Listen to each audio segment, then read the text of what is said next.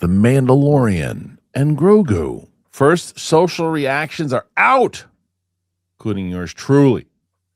We'll talk about what we can on the and I haven't looked at a lot of other reactions, so I'll give you a little bit of mine. If you've seen me out of the theater, you know my thoughts, but I'll get into it. Luke really wants to start with this Lantern show. So we'll talk about the Lanterns thing again. James Cameron still saying the Avatar 4, the fate is unclear, and they are looking for a new James Bond. That's underway. So let's get into it. Let's talk about it. Let's see what we are going to discuss with myself and Winston A. Marshall here today on the show. Let's get into it, everybody. Here we go. Did you shit in there?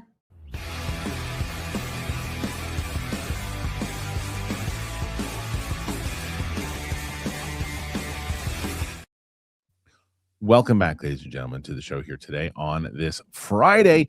Joining me on the Friday show is Mr. Winston. What's up, Winston? What's good, man? How you doing? Good, man. Good to have you on the show.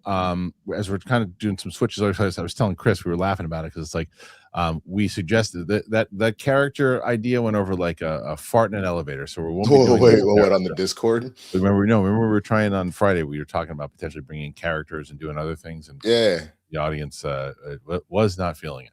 So like in the comments or something. Yeah, so I think we're going to try to maneuver. You'll be on the Friday shows for sure. We're trying to maneuver around. Chris was on Wednesday. We're working on it, but I think we're going to have some fun with what we're doing. But what we did do is we've been doing this contest, and we've been doing some changes to the contest rather. Normally it used to be like, okay, whoever got the most questions would win, but now we're doing it monetarily. Whoever wins by the week, we look on Sunday, see who's done the best. And it's funny, I was looking through it, and so far it changes up, but I thought Roka was in the lead. I thought because Roka had 132. As of yesterday, Roka was not in the lead. Chris Carr was in the lead, but I don't think that is going to be the case anymore because Roxy and Steph apparently annihilated yesterday. But they only had I think they had like 70 questions. Roka had 132, so I think that should be the goal, is to try to do 132. And if people want to throw some in for Winston to see if Winston can come in and take out, I think he's going up again. Those numbers haven't come in yet, so I don't know. But from what I heard, Steph and Roxy look to be in the lead at the moment. But we'll see. I mean, you put a World Girls reunion together. Of course, they were going to do gangbusters, bro. No, they did. So we'll see what happens. But for Winston, you want to see Winston win. Throw some stuff in there for him as we get into these questions. Like I said, so yesterday, so people know, they definitely goofed. I went and I saw Mandalorian and Grogu yesterday, and when I saw it, I was like, because normally you see these things and the social embargo's already up. You drop the social embargo, and then the review comes up. So I do my thing, I release it, and then I'm like, because there was the Long Island Railroad was all messed up yesterday. And there was like something going on at Penn Station. So I had walked to Grand Central, and I walked to the subway to get to the thing. And I got there on time, it was fine, but then I released my thing, and as I'm walking back to Grand Central again, I look and I'm like, let me just double check for some reason. Thank God I did. See what the embargo, and it's like because the premiere, it's like you drop at 12:30. Like, oh shit! So I had to make it on. I had to schedule it and make it, because I don't like breaking the rules on that thing. It's like you want to show respect, and so I immediately just scheduled it for the 12:30 time, and then it released at 12:30. So I'll give you let's give my initial thoughts first. Let me know what you're thinking. Because I don't know what anybody else really says. I saw some people posting things, but I just don't know what the direction of Star Wars is after seeing this movie. I just don't understand. And I don't know what they're going for, because when you put something out with some of the darker tones with Maul, and you put some of the things and like the really intelligent kind of character development, story driven stuff with Andor, this movie is going. I think that if I was a 10 to 12-year-old kid, I'd be excited, and I understand that's what this movie was, because Favreau said as much in his intro to the movie last night. He said, I remember being there with my dad watching Star Wars for the first time, and now I get to do that and watch this one with him. This movie and I said in the beginning, it looks great on IMAX. There's some there's some great fight scenes. There's no story. There's no Yeah. story. It is and it doesn't further the Mandalorian plot at all. Yeah. Really at all. I mean, yeah, I know it. He's close to Grogu. Grogu's close to him. Grogu's still making noises like a baby. There's nothing that happens with Grogu except he's cute. And then there's one fight. You fight a monster. You have one line of dialogue, then you fight another monster. You know, another line of dialogue, then you fight another monster. And there's monsters. There's CGI huts, which I hate CGI huts. Oh, there's CGI. CGI, there's total CGI huts, and they're rolling around doing stuff. I'm like, this is not for me. I think that, but as I said in my out of the theater reaction, I was walking out, and there was a kid, must have been 10, 11-year-olds, and he's like, oh, I want to see that again. If that's who you're going for, and maybe the play is that's who you should go for. Yeah. But I don't know. Because it's funny that you mentioned that, is that obviously the Andor side of things is more for the adults. It's not to say that Star Wars isn't for everybody. It 1,000% is. But if you think about how this all started, it captured our hearts and minds legitimately as children. And it was because you put a well-crafted, like, simple but with complexities kind of story together in a trilogy format, and you mainly put a lot of stuff in there: bright lightsabers, cool spaceships, all these aliens, especially done with puppets and stuff like that. It was meant to grab a younger audience, and we latched on and like and it changed though. He said, you see the generic sheep comment, it is for kids, LOL. And it's like, it was in the beginning, sure, but the thing is that those kids grew up and kept with it, which is but there's one, but what I'm saying is there's one thing when you stick with it, when there's something when you watch when you're younger, and then you age out of it, you know. But that wasn't the case with Star Wars. And guess what? Anakin burning and screaming and is not for kids. There are no, I'm not talking to you. I'm talking to this kid. It's for kids, LOL. And so when you go into like the Darth Maul themes and people's necks getting cracked and other things too, they don't. It's like, who are you aiming for? Sure. This movie is aiming for kids, LOL. Like, this one is aiming for that, but there's other movies and certain dark themes that are not aiming for children. LOL. Honestly, Kristian, I think we'll come back to this in a second. You need to just do a show of just reading internet comments. It doesn't even have to be off of your show. It could be from other stuff too, and just voice the internet. I honestly think that is your golden goose, sir. LOL. But LOL. He was so excited to write that. He was waiting. He was just waiting. Oh, buzzword. LOL. Rolf. Anyway, but yes. But I say that to say that, like, again, I'm not saying that it doesn't still need to have complexities and things like that, but I think at times what has ended up happening is, instead of finding that element that made people fall in love with Star Wars in the first place, we kind of get spun out. And I think that's what the original run of Mandalorian did, is it was a drawback into why do we love Star Wars. Yeah. And so it sounds like, based off of what you're talking about, the movie doesn't really evolve past what we initially got. And the only issue with that is that you want to keep the energy, but you have to move forward. That's why these Avatar films, in my opinion, hit a wall, because you gave me the same beats and the same thing over and over and over again, instead of kind of evolving out into something new, other than here's a new clan, here's another new clan, one's in space, one's in the water. But here's the other thing too, even for the argument of, for people who want to say that, let's say people think that episode 4 through 6 were geared towards kids, right? There's character development with those movies. There's emotion that's attached to those movies. I don't think that that's there for this. I think that this is like, what I don't disagree with is that it's a fun space adventure that you can watch. I don't think that I saw, and this is a mutual friend, I did see this tweet. And I think it was from my friend Simon Thompson, who I adore. I love Simon, but I think Simon said something along the lines of that this furthers the lore of Mandalorian. I couldn't disagree more. I don't think it does anything to further the lore of Mandalorian at all. I think it's a filler episode. It's a filler. It was fun to watch, but it's a filler episode. It's like, there's nothing, like, the story. It's what I told you guys the story was, which was that the Hutt gets, kidnapped again. Now they have to go. And this is what Embo was cool, though. I'll tell you that. Embo, the bounty hunter, Embo was cool looking. Like, that was cool. There was some. It wasn't like the movie wasn't terrible. It just like, for Star Wars, you wanted the magic wasn't there. what you're describing for me is exactly how I felt watching Super Mario Galaxy. I Okay. looked at it and said, "This is visually beautiful. Yeah. Holy crap! I remember that level. You brought this to life. Oh, the feather cape and all that from Super Mario World. Great. Yoshi's here, but no character development. Yeah. Basic to no plot. Like the Bowser Jr. could have been interesting and wasn't. Like it is not all about the spectacle. It is the spectacle mixed with the story. And if the Yes. story Right. and the character development isn't there, then that's not a good movie. I think that was the whole thing. It's like, for me, it's like, would I want to see this again in the theater? And I was like, would I want to go like in the same way? Would I go and watch a 3-episode arc about the Hutts again and on Yeah. television? If I'm like, oh, Mandalorian and Grogu, what are the episodes you want to watch again? I'm watching the Luke episode again. What episode do you want to watch? I want to watch the thing when Mandalorian first rescues Grogu and they're about to kill him, and like that's the stuff I want to see. I want to see the stuff that's like because it's this gritty Mandalorian who's just collecting bounties, then connects to this kid who's trying to save him, and there's a reason why, and he's connected to the Force, but why?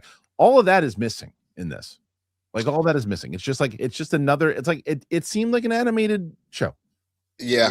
I'll tell you this, man. Like I am a little nervous about 2026 as a whole for movies. It hasn't been across the board. There's been a lot of good entries, but a lot of these major films that were coming out, I think that's where I personally suffered and couldn't just be like amazing, because it wasn't just Galaxy. Michael was the same issue for me, where the performances were gorgeous. Like Jafar crushed it, like so did Coleman, but then where's the through line? I don't really feel like I'm connecting with Michael, because you're alluding to kids were teasing him, but then you never show anything like that where he comes above it. You just go, I'm the best. It's like I'm greatest. So I think that there are people, like, clearly, and I say this, and I hate to say it in a word, it's going to come off like I'm picking on them, because I'm not, but there are those people that just, no matter what it is, Star Wars, they're gonna love it. And the people I saw, people who went and saw it, that you knew we loved it, we loved everything about it. It's like, of course you did. And like I saw that coming, and the question is, and the answer, if this is yes, and that's fine. If you're just making it for those people now, that's great, but I don't know if that can sustain Star Wars as a brand. I just don't know if it can, because there's just no substance to it anymore. With at least this. No, I get it, and the truth of the matter is that won't actually sustain anything. It will temporarily, but the thing is, part of what makes us keep coming back to, say, the MCU, and I think that was at least back in the day, what that got us to Endgame, was because even if though it was formulaic, you were still giving us an opportunity to grow with characters and to learn their story and all that. And the minute it became less of that, and it was more like, here's a villain of the week, then it became, this is stupid. So like it will not be able to sustain itself if you do not put the elements of filmmaking, which include not just especially Favreau. Look, let's see what happens on opening. Well, opening weekend, it's going to win. It is really not. It's a matter of, is there going to be repeat business? Is their strategy the right strategy? Go after the young kids that want to see it in the theater a couple different times and build them out. Maybe this becomes their Star Wars in the way that other projects, whether it was 4, 5, and 6 for me, whether it was the prequels for you, whether it was 7, 8, 9 for other kids, maybe that's what they go look. So sorry for those other kids, but I mean, but honestly, a lot of my generation felt the same way about you when you saw prequels, because the funny thing is I know we're separated by about a decade, but like at the same time, I was actually more the OG, because the prequels came out when I was in about 7th grade, so I had already been on the Star Wars. Your generation, but I get what you're saying. But I was on the same train with you, where like I loved Phantom Menace, but then the next two I was like, what? And then eventually, as I got older, I went back and was like, whoa, Revenge of the Sith is the best out of all of them, and it's no contest. And anyway, it doesn't matter. It is. The thing is, for me, as I just was looking at it, and it's the same way, which it's not necessarily fair, because it's like what I want to see out of Star Wars. And my thing is, I'm just spoiled now with, after watching Dune and watching Andor. Like, that's the kind of Star Wars I wish they would make, and that's clearly not the goal of this organization. They don't want it. That's not what they want to do, and they don't have to make it for me. Like they have to make it for kids. And if kids do go back in the theater, and the kids are the ones that are liking this, and PLD who will probably wind up loving it. But like if those if you know that is their audience and it's working and monetarily it works, then who am I? I'm just saying the stuff that I like. I am way more excited for Dune, and rightfully so now, than I was this movie. I mean, I fully hear and understand that, and I agree with you. But again, I think we also need to, as a parent, you know this better than anybody. Kids are not dumb. They're just small adults. So if you do not tell a good story, you will be able to hold maybe younger kids for an extended period of time.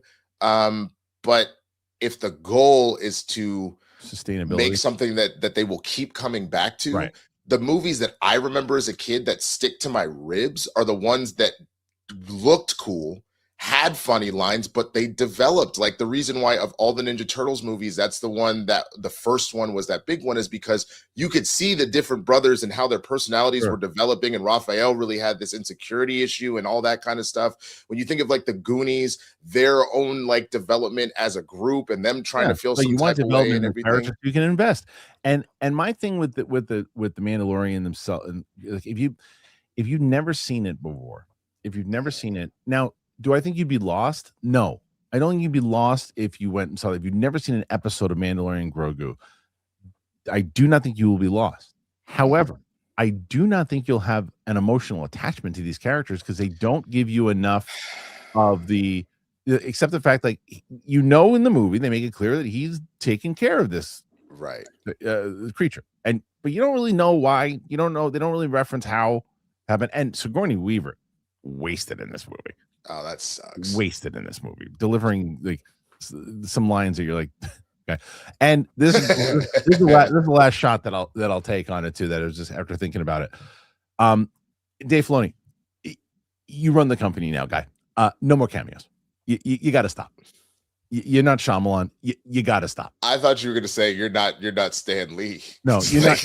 You got to stop with the cameos. You got to stop. No, you're not. You're. I don't think you're the main character in the way that you think you are. Yeah, Dave. No one did that. There was groan in the theater. Well, because like Filoni, I really didn't necessarily know what he looked like, but like again, Filoni hasn't built himself. It's not that he couldn't now, but he hasn't really built himself out as like a character or a brand the way that like Stan Lee did. Growing up, God, I can't even remember his phrase right now, but hello, like you could see Stan, so immediately showed up. You go, yo, bro, he made Spider-Man. Like nobody's Stan Lee. If George Lucas cameoed, I'd be okay with that. You know, really? What I mean? Who would you want George Lucas to be? If he was just, he showed up in one of the what was the movie? He showed up in Phantom and Revenge of the Sith, just in the background, like real quickly. He shows up, like something like that, like. And I wouldn't love it, but it's George. Come on. I mean, if you're gonna do that, then I need George like the way that they would put Stan in these random jobs, right? I would need George like he's in the Jedi armory, like tinkering with like a lightsaber, be like, oh, your crystal went out, and then like just something's little stupid thing like that. Otherwise, I'm like, why do I need George just walking in the background? But that's, I mean, listen, I was just sitting there and I actually met a couple pretty cool peeps last night at the screening, and I was sitting next to one guy, and we both at the same time when he shows up, we're like, oh. Why? What are you doing? Anyway, but the reactions have seemed to be mixed though. Not everybody seems to be on the same page. I saw people tweeting out about it. Like another guy that I respect in the business, but I'm never on the same page with him is Scott Mendelson. Like every time he writes something, I think the opposite. Every single time. And like he's like, I don't like Star Wars, but this is a great movie. I go, you can't talk about what great movies are anymore. Great, you had a great time. That's another conversation. But a great movie, come on, man. What's our standard here? But let me bring up some of the overall reviews or reactions rather that came out, and we'll see, because I don't know everybody's stuff. I'm gonna assume that a lot of this, the normals that the influencers all loved it. I'm sure. Were there any influencers who didn't love it? I'm going to say that the answer is no. All the influencers loved it. Anybody that was invited to, set visit or anything they loved it. But were there let's see what the critics thought.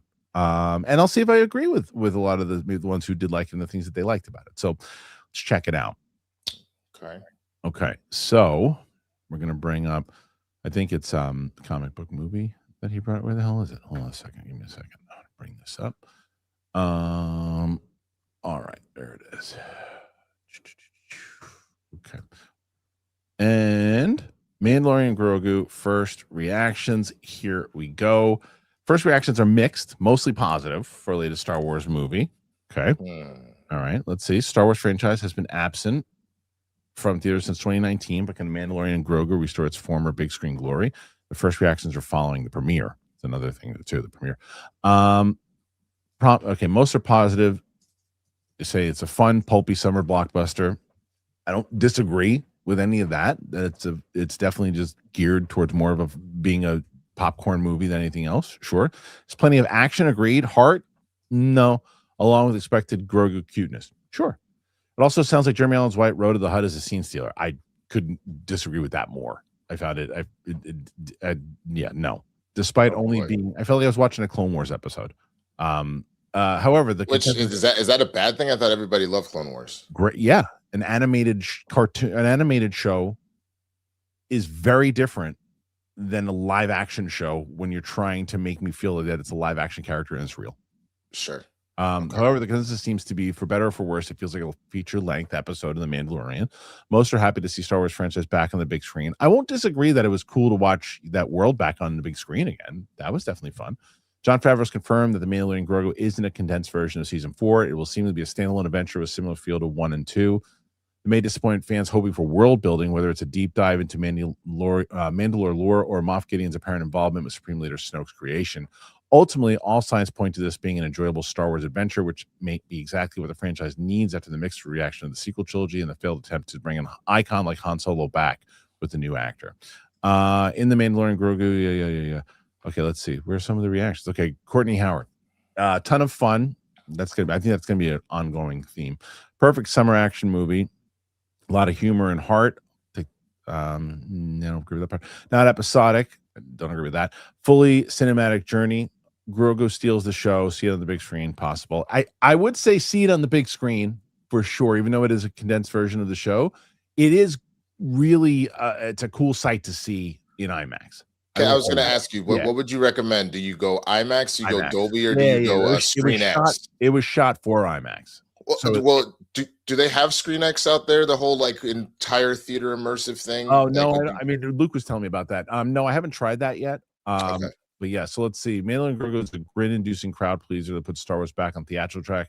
Favreau is a safe pair of hands that deliver a solid, thrilling, and engaging romp, a solid popcorn movie that is the summer blockbuster you're looking for.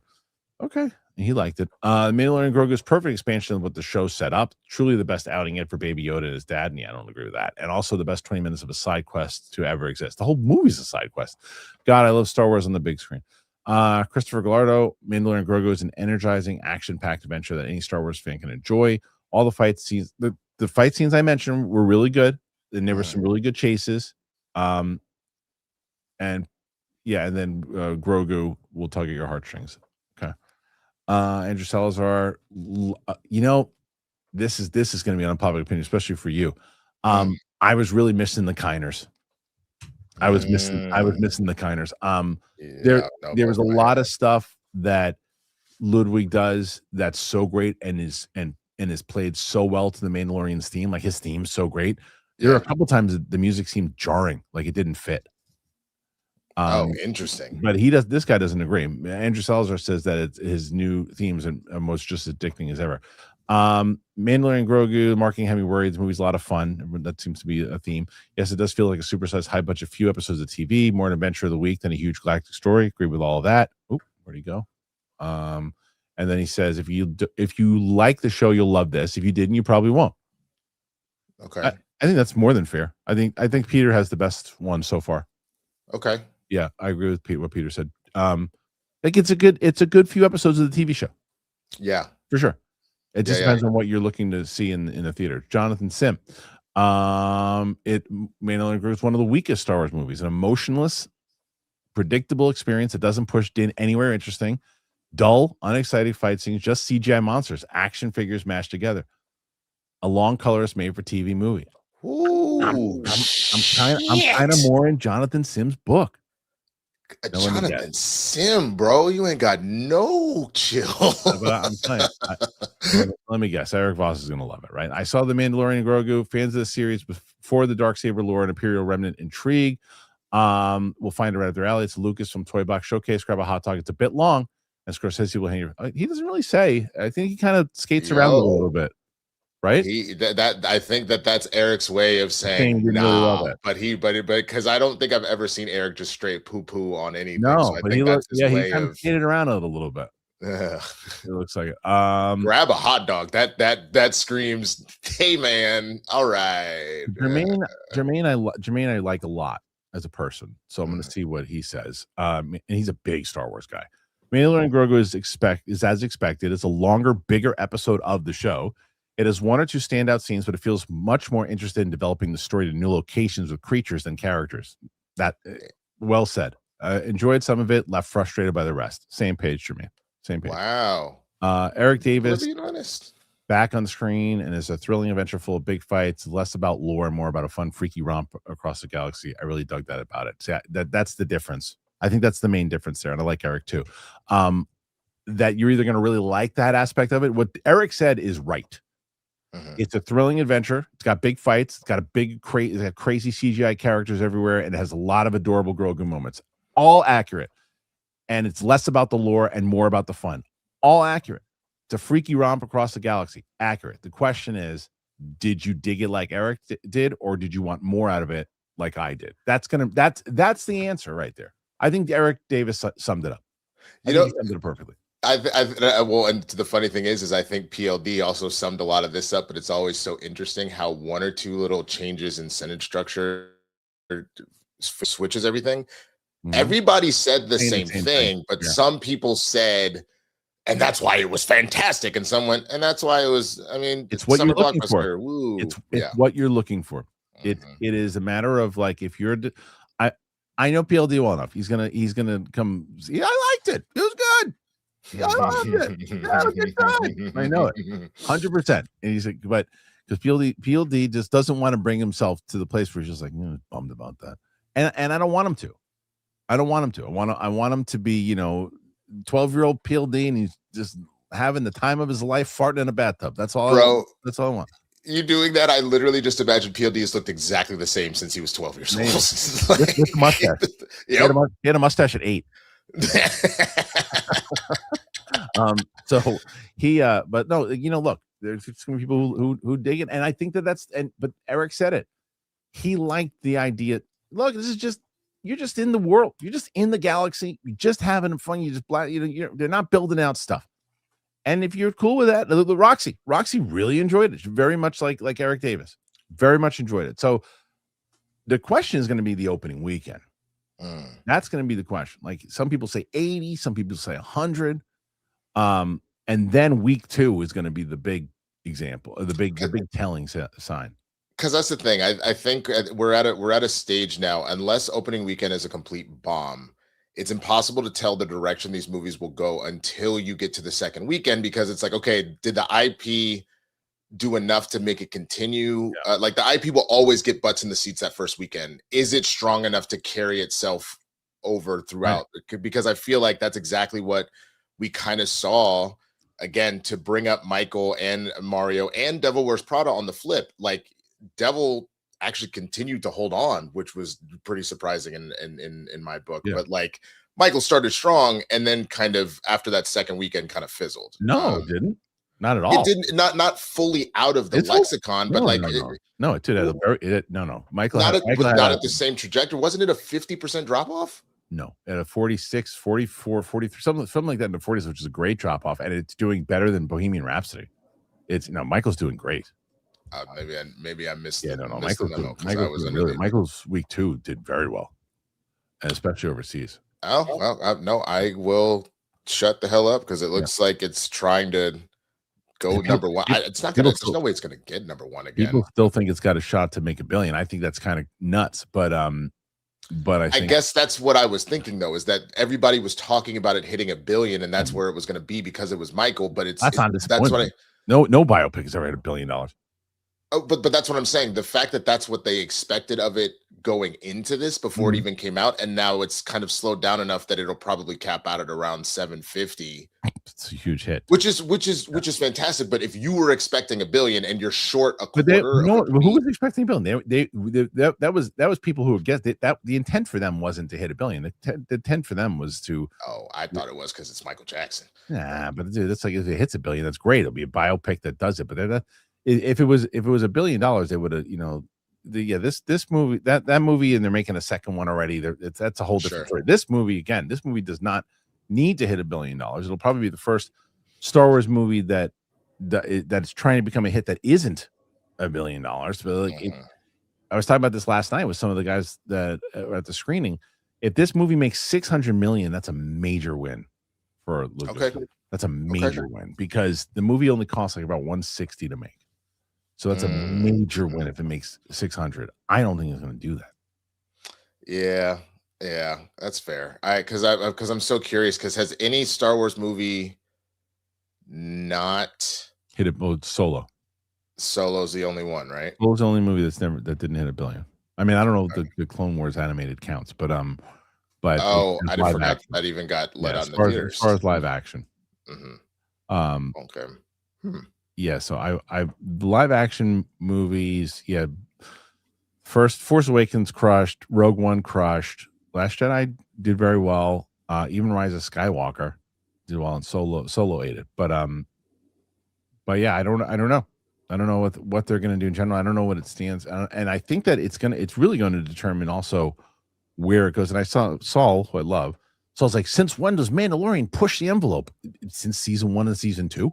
Literally. That was the whole point. Is that fact he's pushing the envelope and changing things around. The whole point with the Mandalorian culture, the things that he was doing, he was changing the lore, and everything was getting connected into establishing what the post Jedi aspect was, and what that was the most intriguing part about it, was all that stuff of what the world looked like, and there was still this rogue stuff happening.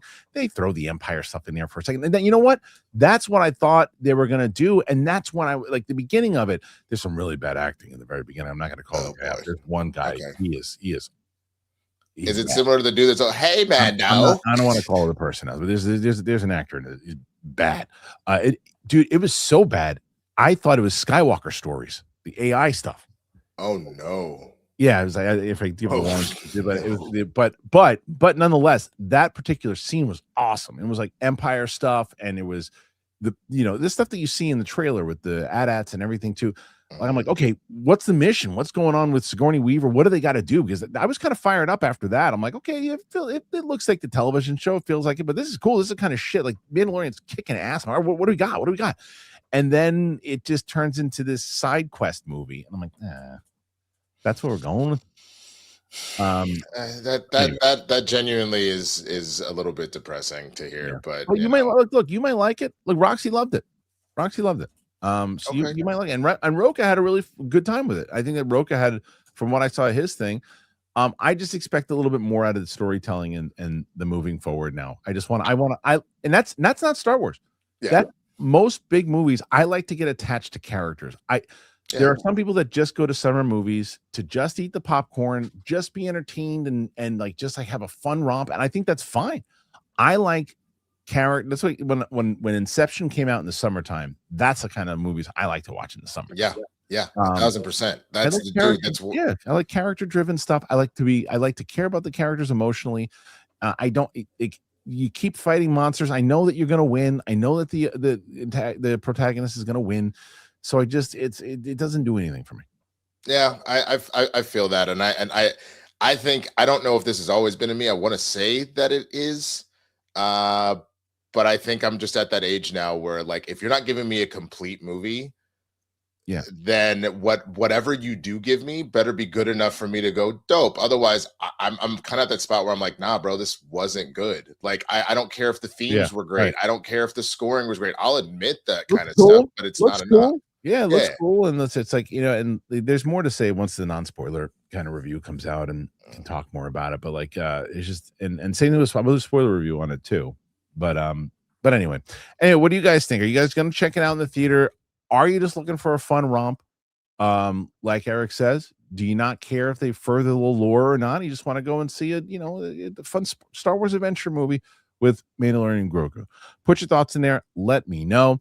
We got more stories to talk about, and we will do that. But I want to tell you about Hims. Check it out. All right. So you don't want to just lose weight. You want to lose weight, but you want to look better and you want to feel better. And that is why Weight Loss by Hims now offers access to the FDA-approved Wegovy pill and the FDA-approved Wegovy pen. It is designed to help you lose weight and keep it off so you can stay on track with your goals. With Wegovy at Hims, you lose up to 20% or more of your body weight when combined with diet and exercise, which is very important. It helps you regulate your appetite and eat less, so success is within reach.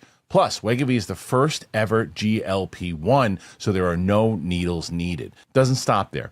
Hims makes hitting your goals seamless by offering access to 24/7 messaging with your care team and in-app lifestyle and nutrition support like recipes, meal plans, fitness videos, sleep content, and more. So if you're ready to reach your goals, you got to visit hims.com/Kristian, get a personalized, affordable plan that gets you. That's Hims, HIMS.com/Kristian, hims.com/Kristian. Weight Loss by Hims is not available in all 50 states. Wegovy is a registered trademark of Novo Nordisk AS. To get started and learn more, including important safety information, Wegovy clinical study information, and restrictions, visit hims.com. I don't need notes, Winston. Hey, Vince. You go over. People tell me that already. So you're supposed to tell me that, not you. That was the funny thing for those that are wondering. I text Kristian. Those of you know I've been doing directing commercials for social media and stuff like that. And so Hims is the main client that I work with. Yeah, they're great. And so no, they're fantastic. It was just really funny. I was like, oh man, Hims is everywhere. But yeah, Wegovy. Yeah. Okay, there you go. I'll know from the next time. Thanks, PLD. So we are going to, as I said, you want to help out the show, want to continue to help out the show. You want to keep us on the air. That's how you do it. And go and you check out our wonderful sponsors. Winston, you got 29 so far. Pretty good. Okay. It looks like some pretty big questions coming in, though, too. We're trying to get Winston again. The way that we do this now is that, yes, Roca hit 132, but it doesn't necessarily mean that he'll win the week. It's whoever by the end when I look on Sunday and I see which show has made the most for the week, that is going to determine who wins the week inside of the bonus. All right, let's move on to some more of these questions. I'm going to make Luke happy. We'll go over yesterday. He was, or what was it with Roxy? When was Roxy on? Roxy was on yesterday. Yeah, Roxy was on yesterday. He really wanted us to talk about this Lantern show, this story. So we kind of shit all over it because the article was so long. I just gave up on it because it was like a 4-page. Yeah, it was like a 4-page article. It's like I can't do that. So he sent me a shorter article today so we can kind of go over it. So we'll talk about Lanterns because and it's probably better to have you on to talk about the story. So let's discuss. Okay. So the story, where's the stop screen? There it is. Okay. All right. The Lantern showrunner talks about the time jump and the VFX. All right. So Lanterns, we know it's coming out soon enough. 3 months out. HBO is finally starting to open up a little bit more about its DC Studio series Lanterns. Showrunner Chris Mundy sat down with EW this week to speak about the show, which adapts the Green Lantern comics into a gritty, True Detective style drama series involving a murder in the American heartland. Mundy confirms that the series has scenes set in both 2016 and 2026, with almost everything seen in the trailer so far taking place in that 2016 period. In the series, Hal Jordan is convinced shooting in Rushville, Nebraska was an alien incident, but the local sheriff, Kerry, disagrees. His investigation takes place simultaneously 2 months before training into training John Stewart, who is a second Lantern. Hal is upset. The Guardians of the Universe, the founders of the Green Lantern Corps, intervene to self-anoint John as a member of their order, marking the first time that they've done that. Hal's also concerned he's being forced to train his own replacement. When he says that it's the old guard and the heir apparent. we lean into the tension quite a bit in that early time period. When the time period jumps ahead to 2026, that becomes a second mystery that we know is down the road for us. So eventually, two different mysteries get worked out over the course of the show. Dueling timelines allow for a real examination of the core relationship. It was a whole. It was less of a whodunit and much of a what happened and why. And we think of this as a relationship between John and Hal, and there's a lot to unpack over the course of the 8 episodes. Monday confirms that Nathan Fillion's Guy Gardner, Green Lantern from Superman, will be in the show a few different times, and is fabulously obnoxious when he is. The only other Lantern that is confirmed is Sinestro, who was Hal's mentor. In terms of visual effects, he says they are on the medium to low side, but even so, there's plenty in it.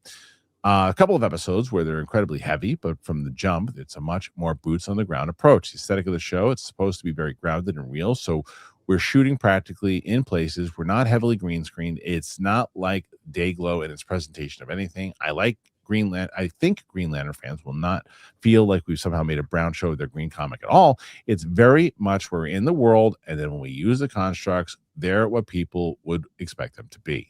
He says there are a bunch of people from the mythology, from the canon, but not the other Lanterns. We talk about them at different times, but they're not going to interact with them in the course of this season.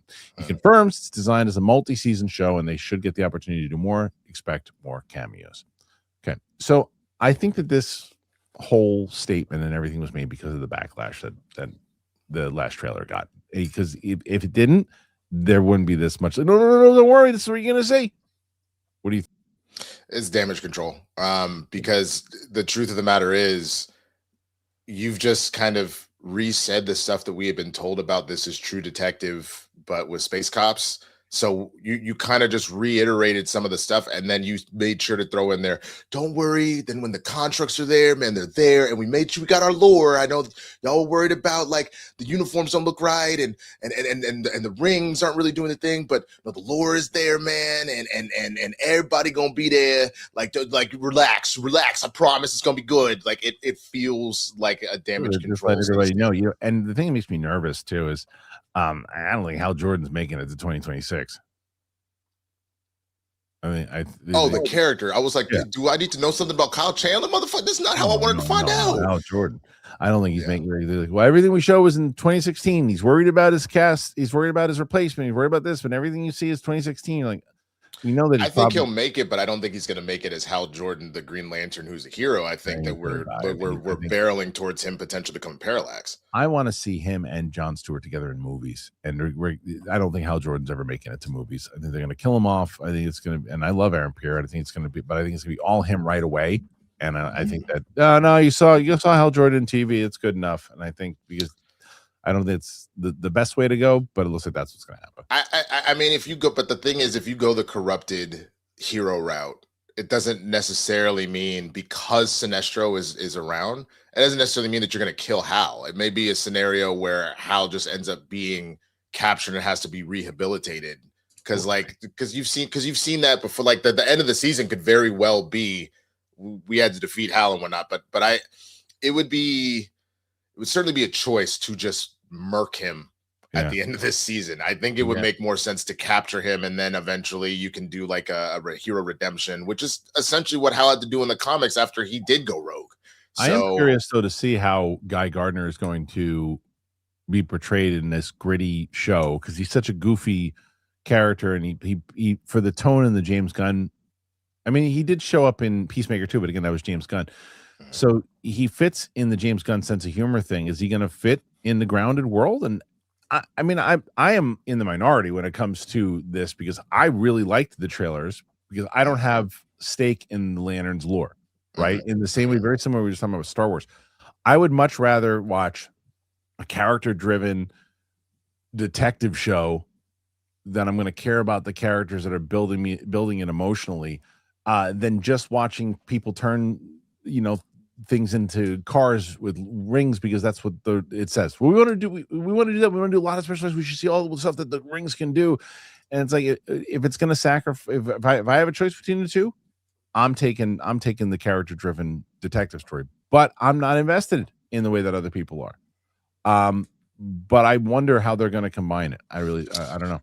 Yeah, you had me sold already just with the premise of True Detectives meets Space Cops. That had me like going, but that's also a tall order because I think about True Detective and how the first season was incredible, and then each subsequent season was kind of like, what? Damn, we lost the magic until you got the most recent one, like the Ice Country or whatever the hell the name of it was. So there is a little bit of that, in that whenever you use comps like that, you are putting a lot of pressure on it, and when you throw in such a beloved set of heroes in the Green Lanterns, you're putting even more pressure. But I as long as you kind of deliver off of that feel, then we should be okay. And you put a pretty strong cast in to do that too. So that makes me feel comfortable. But we got to wait and see, man. I think it looks good. We'll see. All right. So what do you guys think about it? You think it's going to be good series? You think that it was just damage control? But even with damage control, does that mean that it's going to be bad, or is the fact that it's like, no, we're just going to tell you all the good stuff that we're doing? Put your thoughts in there, whether it's in the live chat, the replay, or of course the clips channel. Trying to get to for Kevin Smet's hope by May 1st of next year, trying to do 100,000 subscribers, he gets his belt back, if that's the case. Are you watching the fight this weekend? This is Carano, right? Carano, Then which day is it? Is my question. Saturday. Have you been seeing all the footage and stuff? I actually want to watch the documentary tonight. That was my plan. I'm in the documentary. Are you? Yeah, I didn't even know it until over the weekend. But Matt Sarah wrote me, and he goes, "Where were the documentary?" And it's we're predicting the fight, and we're talking about the fight. It's a clip from his show, but we were talking about it. But I'm doubling down. You think after watching everything I've been watching, the one thing that people can say, which when it comes to fighting is true, she's 44. And Rousey's 39. Like, yes, in everyday life, 39 and 44 is not that far of a gap. But in fighting sports, years, it's not just in fighting, in sports. Because like you could, yeah. But the counter to that is this. The counter to that is Ronda Rousey has had way more wear and tear on her body overall in the time out than Gina has. Right. Gina hasn't fought since 2009, which is significant of how long it's been. But she had gone to acting, and she's still active with her stunts and other things she was doing when she was Mandalorian and Fast and Furious, but not the wear and tear that you put in your body when Ronda was still fighting in the 2000s, whatever it was, 13, 14, then into wrestling. Then significantly into wrestling and putting her body on the line often. The other thing is the mentality of the fighter I mentioned too, of the last fight Gina Carano had was against Cyborg, which she lost, right? She didn't get knocked out, and she lost to a significantly bigger person, and she was nervous, and she didn't look loose. She does not look scared. She's dancing. She's warming up. She's hitting hard, and if she fights on the angles and figures out how to do it, I'm telling you, I'm very confident that Gina Carano is going to win this. Well, that's the thing. On top of that, the only thing that can beat Father Time when you're talking about sports and an older competitor trying to keep up with, not even the young like rookies or anything, but the ones that are even just slightly younger. It's all about experience. Are you able to find a way to use your wisdom to kind of outsmart something going on? Which the irony was watching, like, say, I still feel some type of way about it, but like the whole Tyson Paul fight at the beginning, it was a look where it was like, oh, dude, Tyson's about to tear him up. But then that mentality could not last as long as youth. No, but that's exactly right. That's the difference, though. Is that Jake Paul was in his mid-20s? Ronda Rousey's 39. She's not 25. Well, right. And that's the only thing that I agree with you that gives Carano a chance. Because I think the other thing to think and to take into consideration wasn't the last time that Ronda fought in MMA the 7-second KO or whatever it was. Not 7, but it was within the first round, and it was that's what I'm saying. She's been her last 2 fights. She was knocked out devastating in the first round on both. She had fought, then a year later she fought again, got knocked out again. And the other thing is too is Ronda. First of all, Ronda's been promoting this fight masterfully. I'll tell you that. And she has been the one. You know, the thing is, if you watch this press conference, all this press tour, she has been going after everyone except Gina Carano. Interesting. It's the only person she's really not been going after. And like, if someone makes a shot at her, she destroys them, takes down one of the current UFC fighters, going after other people and just wrecking them and insulting them and talking about how this. But nothing but respect to Gina Carano. There is no animosity towards her whatsoever. And she's like hugging her and like best friends. And the one thing that Gina Carano cannot do, she cannot let Ronda Rousey get close. If Ronda, isn't that the whole thing? Is that like that Ronda can throw decent hands, but she's a grappler, isn't she? So like if she gets her to the ground, isn't that judo and she's like, and she's gonna try to arm lock her. If she tries to arm, if she gets the thing is Gina is bigger than Ronda. Yeah, it's not like, that's why I mentioned the cyborg thing. It's like, and when she fought Holly, and she's already doing, I guarantee you they were watching that Holly Holm fight like over and over and over again, because Gina is a Muay Thai fighter, man, and a really good one. The funny thing is, I remember her first movie, what was it, Haywire? And I remember thinking to myself, like, holy shit, she's a badass fighter. At the time, I was like, she's a terrible actress, but like the fighting, I was like, or Ronda, Gina. Okay, that movie. I posted a reel today. Oh, you're talking about Haywire? Yeah. Haywire. Well, and it's not even her voice. It's not her voice. No, the whole movie is not her voice. They dubbed her. Oh my god, that's crazy. But she can fight. Yeah, but I said this in my reel this morning. She looks like, you put the two of them together acting wise. I mean, she's Marlon Brando compared to Ronda Rousey. Gina was pretty good in Mandalorian. She got better. No, she did. I just remember at the time I was thinking the fights are awesome. This acting is. It wasn't. No, there was a couple times that it was, and that's the other thing though. The motivation behind it too. The motivation of like, I think what Ronda wants to do, and again, doing well. Ronda is clearly the business one in this relationship. Ronda has a career in promoting fights. Ronda's good at promoting fights, and she's good at talking up the fights and the people that's in it. Ronda could be in the fight business outside of fighting for a long time. She's got a business. She's got a business mind. She knows how to promote this stuff. Ronda could be a really big voice in the Netflix MMA world. So that she's got going for her. I think that Gina, to me, seems like the one that has the most to gain from winning, because she's kind of been out of everything for a minute. You know how this business is, man. It's like, okay, look, yeah, we don't like you today. Oh wait, you knocked out Ronda Rousey in the first round. Okay, we like you. You can be in this movie now. That's how it is. That's how it is. Yeah.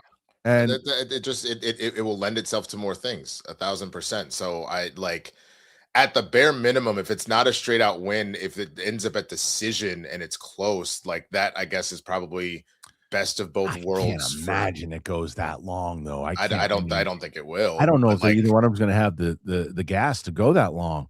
That's the thing is, Gina, like, you know what's funny is that, I mean, again, she's 44, but when she was 27 or 26, it wasn't like she only went one or two rounds. She went the distance quite a few times, and she was throwing bombs until the very end of it. But can she still do that at 44? Just whatever her training camp's been like? I don't know. She got herself back in shape within the last year. Good for her. She's healthy again, which is awesome. And Ronda, you know, we don't really know how many times I don't think Ronda's ever been out of the second round. Has she? People can tell me that. I didn't watch many of her fights. I just remember because the run that she was on, that was the whole thing. She would get him to the ground, make him submit, and it would be very quick, within like a round or three at most. Yeah, I think so. They put up a poll. Did you put up a poll in the chat, or did you put it up in the community? It looks like it's in the chat. I saw it in the chat. Put one in the community too, because that's where more people will get involved. But I bet you right now, I'm going to guess, Rousey's going to be the favorite on both. She's gonna be the favorite on both. But I'm just saying. All right. So, what do you guys think about the fight overall? Who's gonna win? Are you gonna be watching it? What say you? Okay, let's get into some more stuff here too. Let's talk about this James Bond news. Okay, so we know that James Bond is going to start casting. There's already been rumors for it, so it's official now. Casting is underway. Let the proper speculation begin. This is all we're going to be hearing about. Amazon MGM Studios has officially started auditioning actors for the role of James Bond, a process that reportedly kicked off a few weeks ago. British casting director veteran Nina Gold has been established to help in the process. She has worked on countless films, including the Star Wars sequel trilogy, several Jurassic World films, The Martian, Hot Fuzz, Prometheus, Hamnet, and more, alongside with Game of Thrones. Didn't she win? Who was someone from Hamnet won? No, who won? No. It was one battle after another that won. For casting. Yeah, it was one battle. Amazon MGM said in an issued statement, the search for the next James Bond is underway. While we don't plan to comment on specific details during the process, we're excited to share more news with 007 fans as soon as the time comes. Debbie Williams was the previous longtime Bond film casting director, helping to find Daniel Craig, Pierce Brosnan, Timothy Dalton in the roles. Denis helms the film, while Amy Pascal and David Heyman produced from a script by Stephen Knight. The likes of Jacob Elordi, Callum Turner, and Aaron Taylor Johnson have been rumored for many months now for the project. I really, it's funny because I keep saying it in such a way that makes it sound like I'm not a fan of the guy, and I am. I'm so opposed to the idea of Jacob Elordi as Bond. That would be awful. That would be the worst news for Bond fans. He's a fantastic actor. I do not see him as Bond at all. Who's going to be taller than James Bond? Yeah, right. He's going to be 6'6" Bond running around fighting everybody. It's going to look stupid. Yeah, Bond sometimes has to come over against these giant villains. And everything. What are you doing? How do you fight Jaws when you're as big as Jaws? Yeah, like, and I don't know. I don't know. He's like too serious for me, too. It just he doesn't. I mean, you don't watch Euphoria, do you? Nah, never. Yeah, never. so like because he shows a more vulnerable side because his character Nate is kind of a little bitch. So like right, they show more of like a vulnerable side, which can help balance that out. However, I'm not reading it. I'm not reading Bond off of him at all, man. So I don't know. There is definitely this kind of roguish like grit that I kind of need out of Bond, and they all had it, or they were so overtly charming. Because like Pierce Brosnan, I didn't get that roguish grit. I got more of just pure charm. Yeah. I'm not saying that Jacob Elordi isn't charming, but it's not. You're not giving me that. You're not giving me pretty boy charm that like I can look at you and your pants fall off, and you're not giving me like Bond. You need to get it together, God damn it! No, like, he doesn't really seem, and this is not fair because I don't know the man, but he just doesn't seem like he has a sense of humor, right? And like, and it's like, like Daniel Craig, even though Daniel Craig could be pissy, looks like he has a sense of humor. Yeah, Brosnan definitely has a sense of humor. Roger Moore definitely has a sense of humor. It just seems like and the answer could be yes, he does, and let him show. I just can't get over a 6'6" Bond. I just can't do it. I just can't see it. But that and a few other things, but we'll see. We'll see what happens. Yeah. But I like I was gonna say who is your top choice right now if you had to pick? Well, I always said Aaron Taylor Johnson. I really like him as Bond. I think he's got all of those elements for sure. But I'll tell you this, Callum Turner, I think he was the one also was he in Challengers? I think so. But whatever he was in, what the hell was he in? He was in Eternity. He was in Masters of the Air. That's what it was. But he's been in stuff, and he's been good in the stuff that he's been in, but he's not like a major. He doesn't have the same star power as a Lordy and Aaron Taylor Johnson, right? It's like that's what, and neither did Daniel Craig. Daniel Craig didn't have that at the time. It was let's push you into it because no one knew who Daniel Craig was at that point. No, for sure. And there's something about that is also kind of alluring because then this is when you have these big stuff. That's how you can like make somebody's career. Right. You know what I'm saying? So I would that's what it just becomes your thing. Mm-hmm. Becomes your thing. Mm-hmm. Anyway, what do you guys think about Bond? Put your thoughts in there. Let us know if that's the way they should go. All right, let's get into it, Winston. You got to Let's do try. it. Let's see. You got one, as I said. When Roca had 132, you don't necessarily have to catch that. Yeah. Ooh, what about Saoirse Ronan's husband, Jack Lowden? We're not talking about that story anymore, Winston. Been off it for all of 10 seconds. I wrapped it up. I wrapped it up a little while ago. We're on to something completely different now. Awesome. All right. Sweet. So we're going to start Surprise, motherfucker. Jonathan Nerdman became a new member. Perfect time to become a member. Absolutely perfect to become a member. Thank you so much. Ron H. Yay, here's my freebie for the month. Happy Friday. All right, Ron. Ron H. If any of my super chats get last from any of you, it's like receiving a big cherry for my Sunday. Can't take all the credit though. My wheat strain did a lot. It's a collaboration. That's also fair. Totally fair. You got 40 at the moment, by the way. But like I said, 40 with some generous people in here today. You still got a shot to take out Rox and Steph. We shall see. World girls. Mirror Domains. Should The Mandalorian have ended with season 2? No, I don't think so. I just think that they got so celebrity driven in season 3.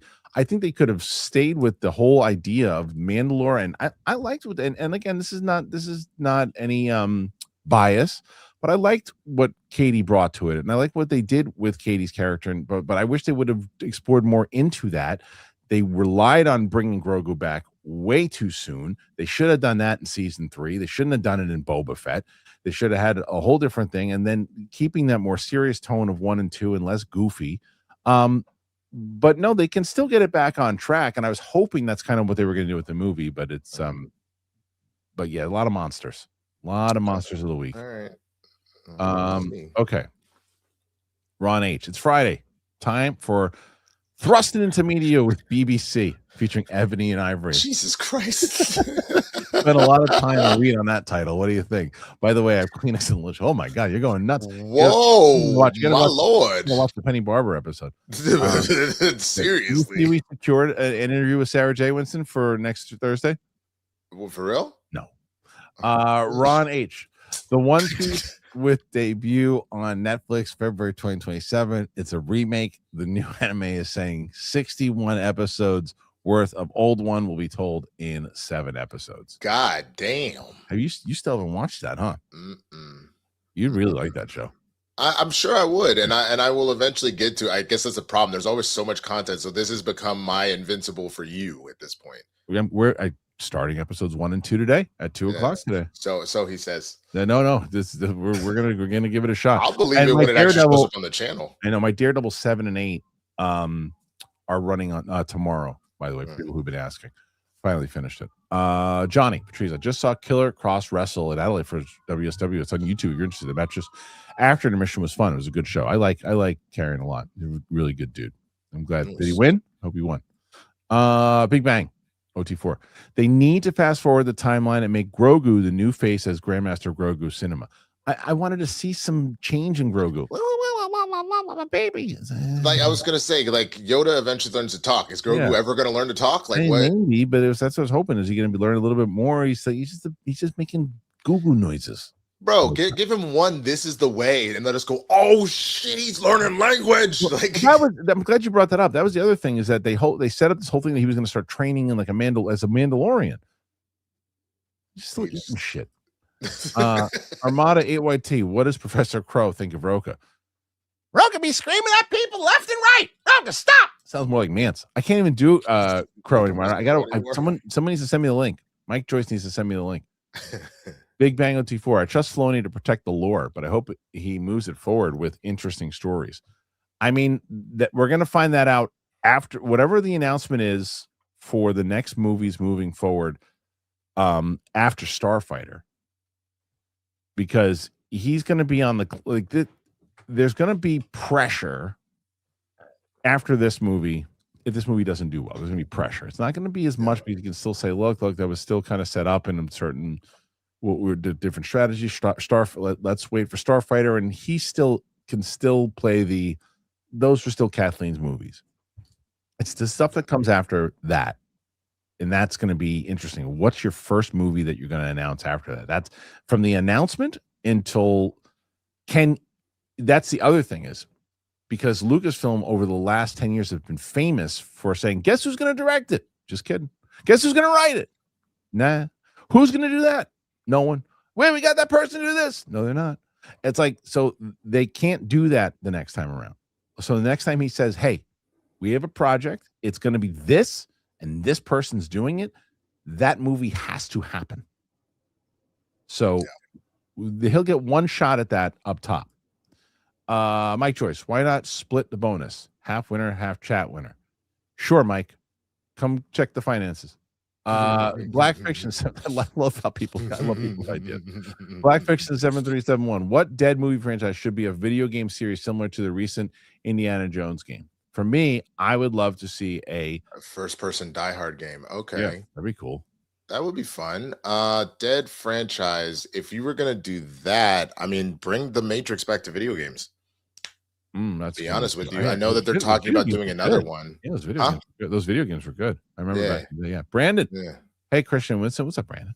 Hope you both you guys had a great week. Did you catch AZ and Nas on Jimmy Fallon last night? I did not. I did not, man. Because the only thing I saw on late night this week, because we're getting close to the end for Colbert. He had the whole Strike Force 5, so the other late night hosts. So both Jimmy's, Seth, and John all went on Colbert, and that shit was hilarious. Just getting them all together. But otherwise I don't watch a lot. Yeah. Yoshimitsu. I'm Winston's age, and I hated the Star Wars prequels. Fair enough. I'm Too Flight Camp. Star Wars seems lost. Rey Skywalker trilogy incoming. Well, I think Kinberg's movies will be announced as the next movies. I just don't know if it will be Rey. It makes sense. I mean, they signed her at a $12 million contract, so it's like, are they going to use that, or are they just kidding? I at this point, man, I'm telling you, with the whole Grogu thing and his legacy, because it sounds like they're not doing it. I just want to know if Yoda fucks. Like that's really what I'm trying to. You're trying to see if it's Yoda's kid. Yeah, if that's his kid or like his nephew or some like. It's Yaddle's kid. She just dumped him at the front. GoPal gifted 5 memberships. So at that tier, so PLD, is that like did he get like the super tiers for people? Because that's a different color. So did he get because that looks like the $100 super chat tier. That looks like some big tiers there. So damn, go pal. Yoshimitsu, Kristian, we often have different tastes, but I value your reviews because they're detailed and honest, and I understand how my taste relates to yours. I love that comment. It's great. Yeah, that is how it should be. You should people should be able to understand what their sensibilities are, and then be able to take what you need out of what you're hearing. They look okay. I see how you look at things. I don't necessarily line up that way because I don't look at movies that particular way, but I understand what you're saying. That's how I feel about Bibiani, right? I never agree with Bibiani, but I always appreciate how he puts together his thoughts. Like, he's very, very good at that. Can someone look up his review? I'm going to bet $1,000 that he loved it. Really? I'm going to bet $1,000 that he loved it. And myself, I paid it to myself. I was gonna say, I was like, we out here talking about how the bonuses can't even happen, and you out here talking about I'm just gonna throw $1,000 away, you motherfucker. I paid it to myself. But I'm just saying that's how confident I am that he is. So can you look that up? Did Bibiani love Mando Grogu? I'm gonna say yes. Tim Sim, me hearing the Mando Grogu movie got mixed reactions, including those from Harloff and Roca as a longtime Star Wars fan that had no problems with most Star Wars content on Disney Plus. Huge bummer if it'll translate to being a flop. So Tim, I think you're gonna like it. You seem to like these kind of movies. You seem to like maybe the adventure side of it. If you go into it just looking for a fun adventure in the way that PLD is looking forward to a fun adventure in the way Roxy did, you'll wind up really enjoying it. So I just feel like I've kind of aged out of that. For me, I'm not saying that means that anybody else didn't. That to me, that's not what I look for with Star Wars anymore. Okay. What happened? This comment I'm just reading. Screen X is awful. The side screens are filled with CGI and the motion doesn't match up with the main screen. It's barf-inducing and ruined Top Gun.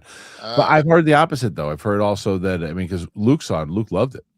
I think it depends on if it's a movie that is current, because I heard specifically, like, say, for Michael, it actually made the concert parts more immersive. But if you're taking an old, like, if you're saying Top Gun, that's an old 80s movie. They didn't have footage to potentially put in those side screens. So they had to, like, fill some stuff in. That's true.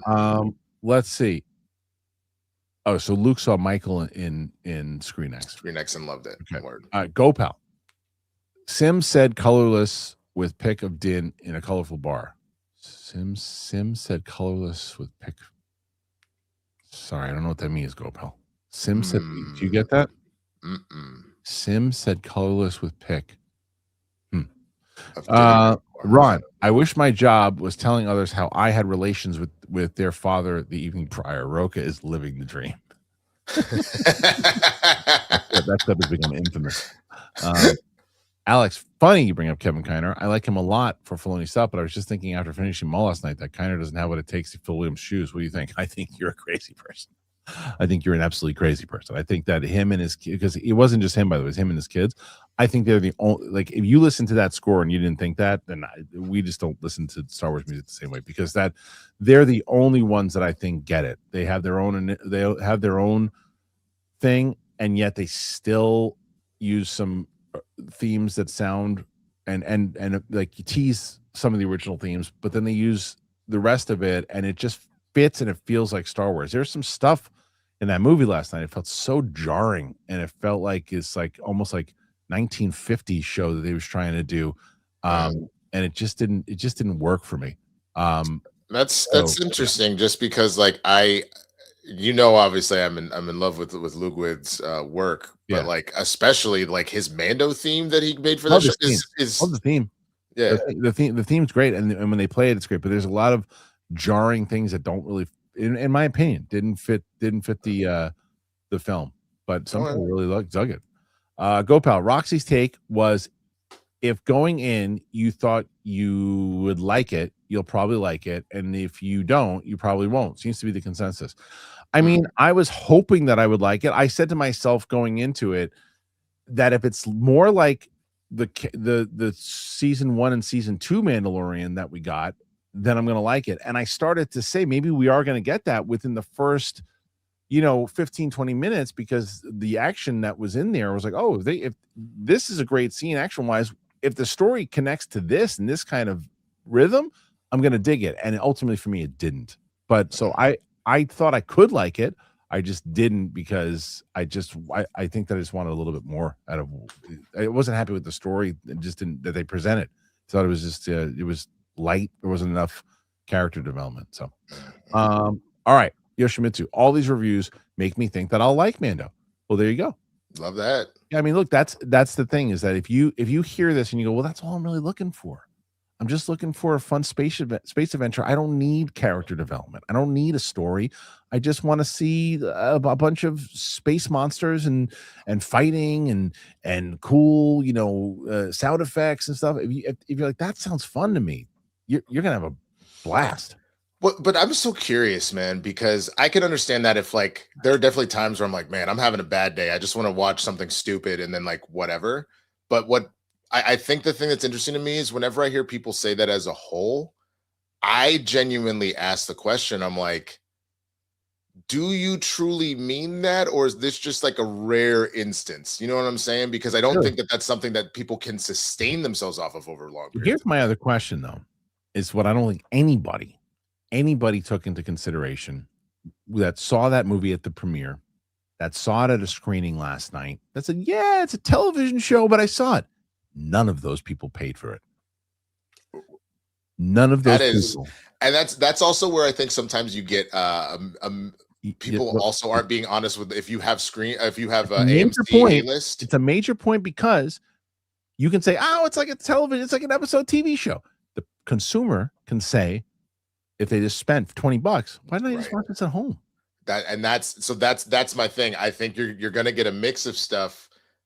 The A-list people, because you can go to 4 movies a week or whatever, you're gonna probably have the same mentality of, I didn't necessarily pay for this. I did have to put pants on, but I didn't necessarily pay for this.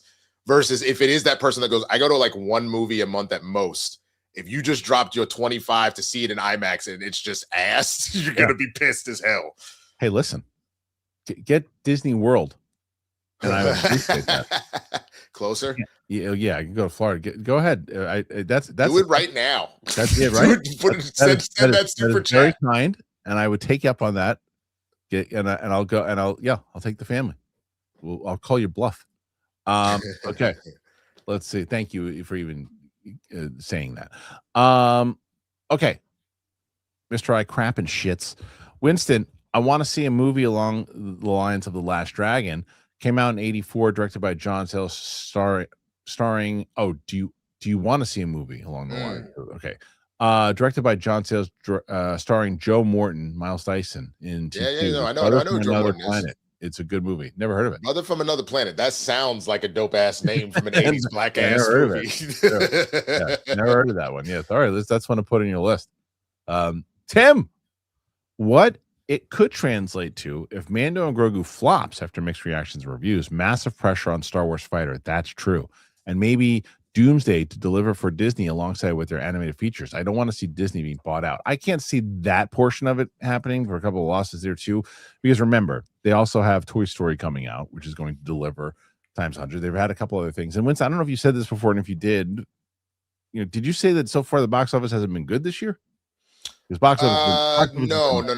What I was saying was that so far there have obviously been exceptions, like Project Hail Mary I thought was fantastic. But a lot of these bigger name movies that have come out so far this year, they felt hollow. There was something like either the character development was missing, the story element was missing. That's going to be hard to argue with, but as far as but they don't care as long as it's making money, right? And but it takes the legs out from the idea of like Mario easily cleared $1 billion when the first one came out. This one couldn't do that, and I think that the shortfall is what Rose and I had this conversation the other day.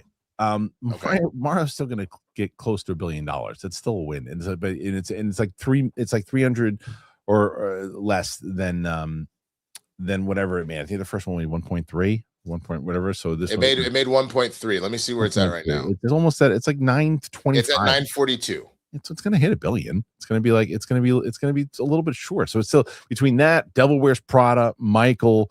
There's been some winners this year for sure. But to go off of Tim's point here, if Mando and Grogu flops, right?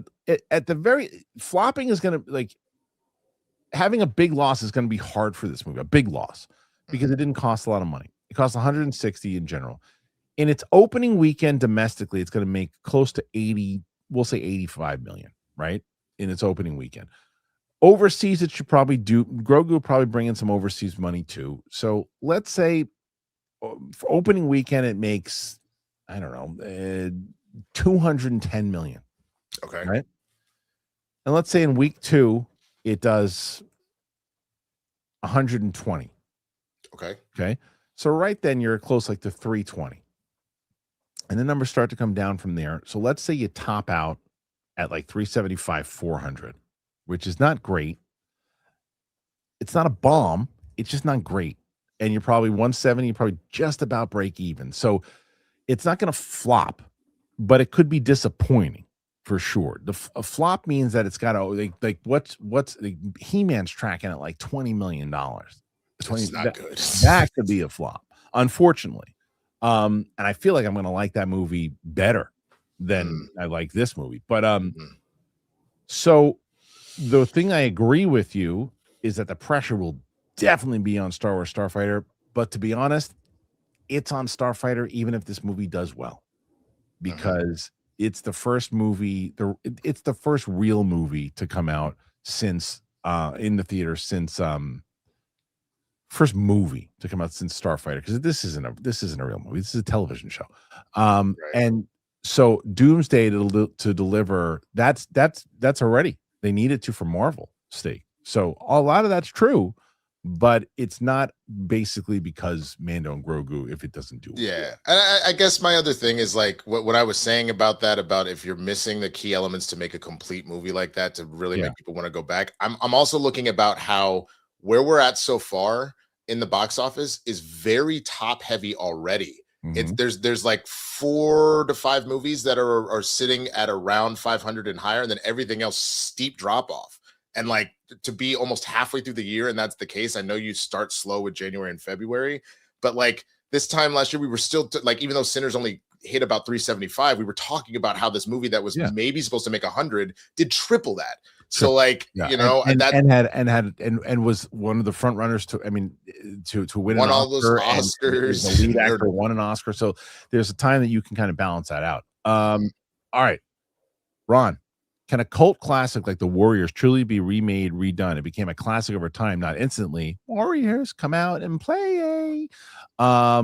You'd have to really change it up, but it would be there are certain movies that worked just because of the time. That And might be one of them. on top of the fact that like cult classics become that way typically because they didn't quite hit and then people found it and loved it. So it's kind of hard to then remake it because it almost you have to remake it sort of being bad but good. Like Mhm. that's a really tall order to be honest with you. Yeah, sure. Um, James Diesel official. Lately, we've been on the same page with Star Wars, but the issues we both have impact me less, and I have a better time with it. That's the magic. That is the magic question, and that's what this movie needs to be successful. They need, and they might get it, James.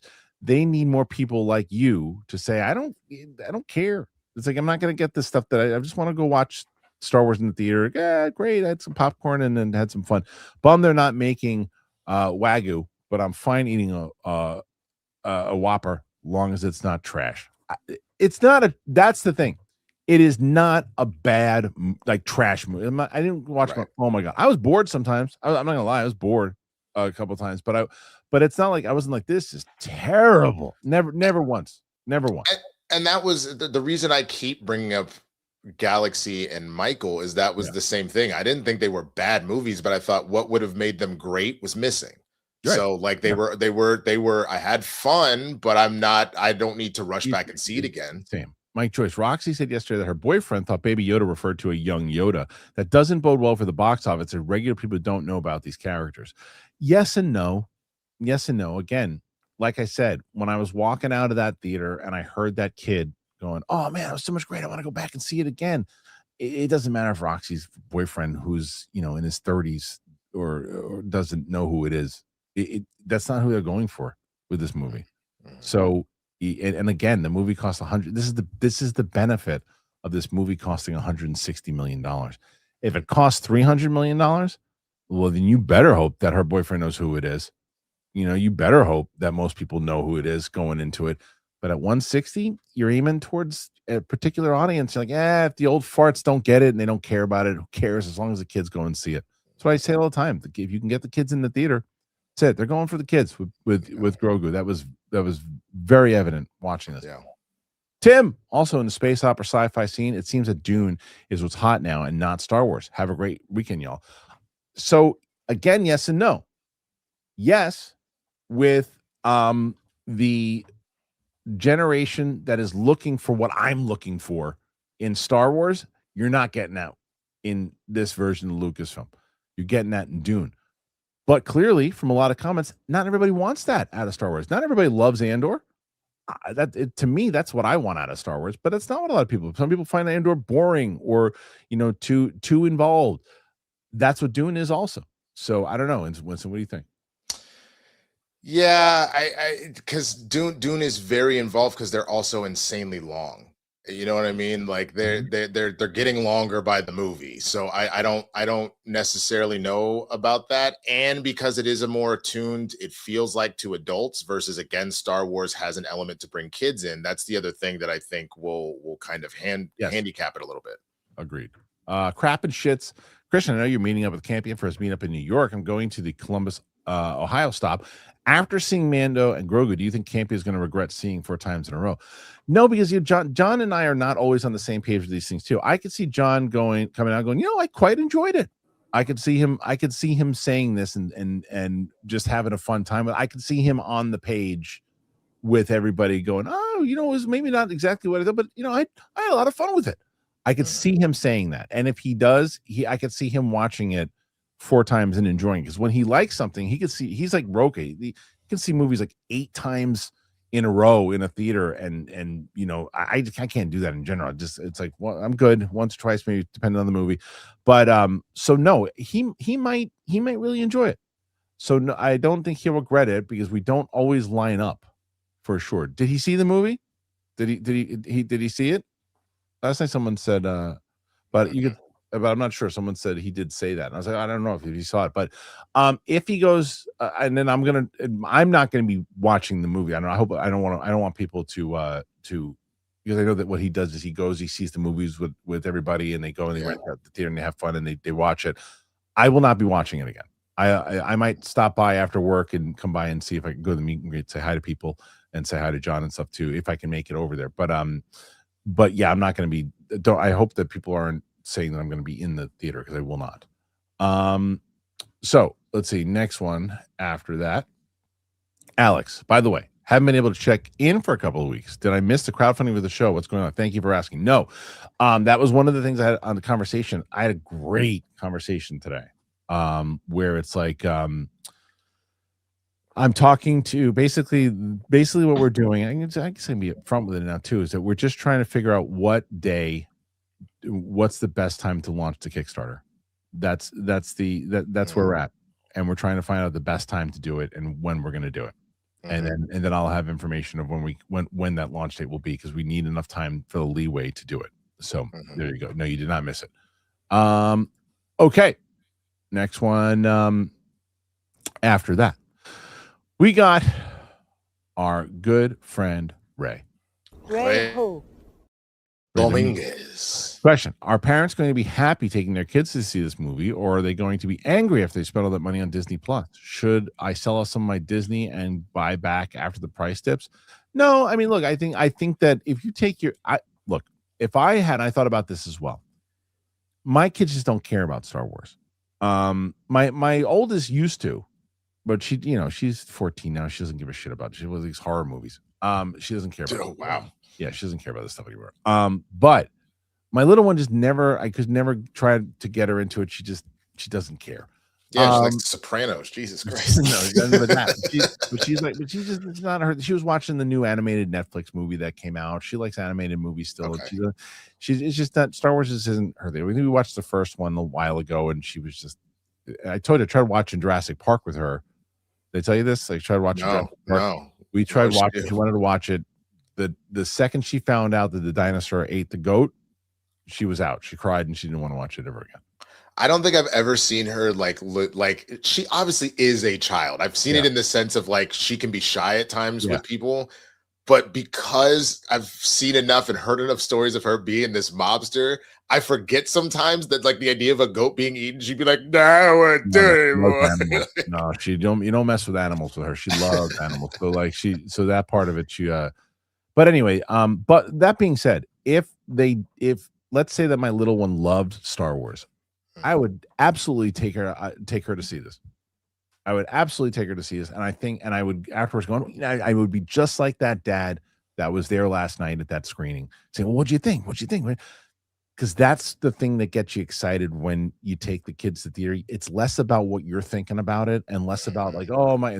I wouldn't have been in the headspace that me thinking about what I was thinking about, and the Star Wars kind of lost their way and this thing. I'd be thinking about my little one and going, "What'd you think? Did you like it?" And I like the monsters. Like, great, she loved the monsters. That's why she was here. So I think parents will be happy with it for sure, because I think that's what they're going for. All right. Mike Joyce, maybe Donkeys in Space could be the next Green Lantern movie. Maybe. Renee Reyes. Speaking of bad cameos, Travis Scott is in the Odyssey. I hate that decision so much. I don't, based off of what Nolan was saying about it. You could have found a million other rappers than that guy. And is it true that Elliot Page might play Achilles? I'm worried this movie won't end up being the epic spectacle it's supposed to be. Elliot Page playing Achilles? No. Come on. I think it will still end up being an epic thing, an epic tale that we're looking for, because it's Nolan, and I don't. Yeah, you would be talking about him majorly jumping the shark, and I just don't believe that will happen. I think at a certain point everybody loses a step, but I don't think that that's what's happening here. If you were going to pick anybody, I would have maybe tried to go after Kendrick, knowing that like he's won Pulitzers and all that kind of stuff. But Travis still has a particular style to him that I don't think is incorrect, because you're having him play a bard.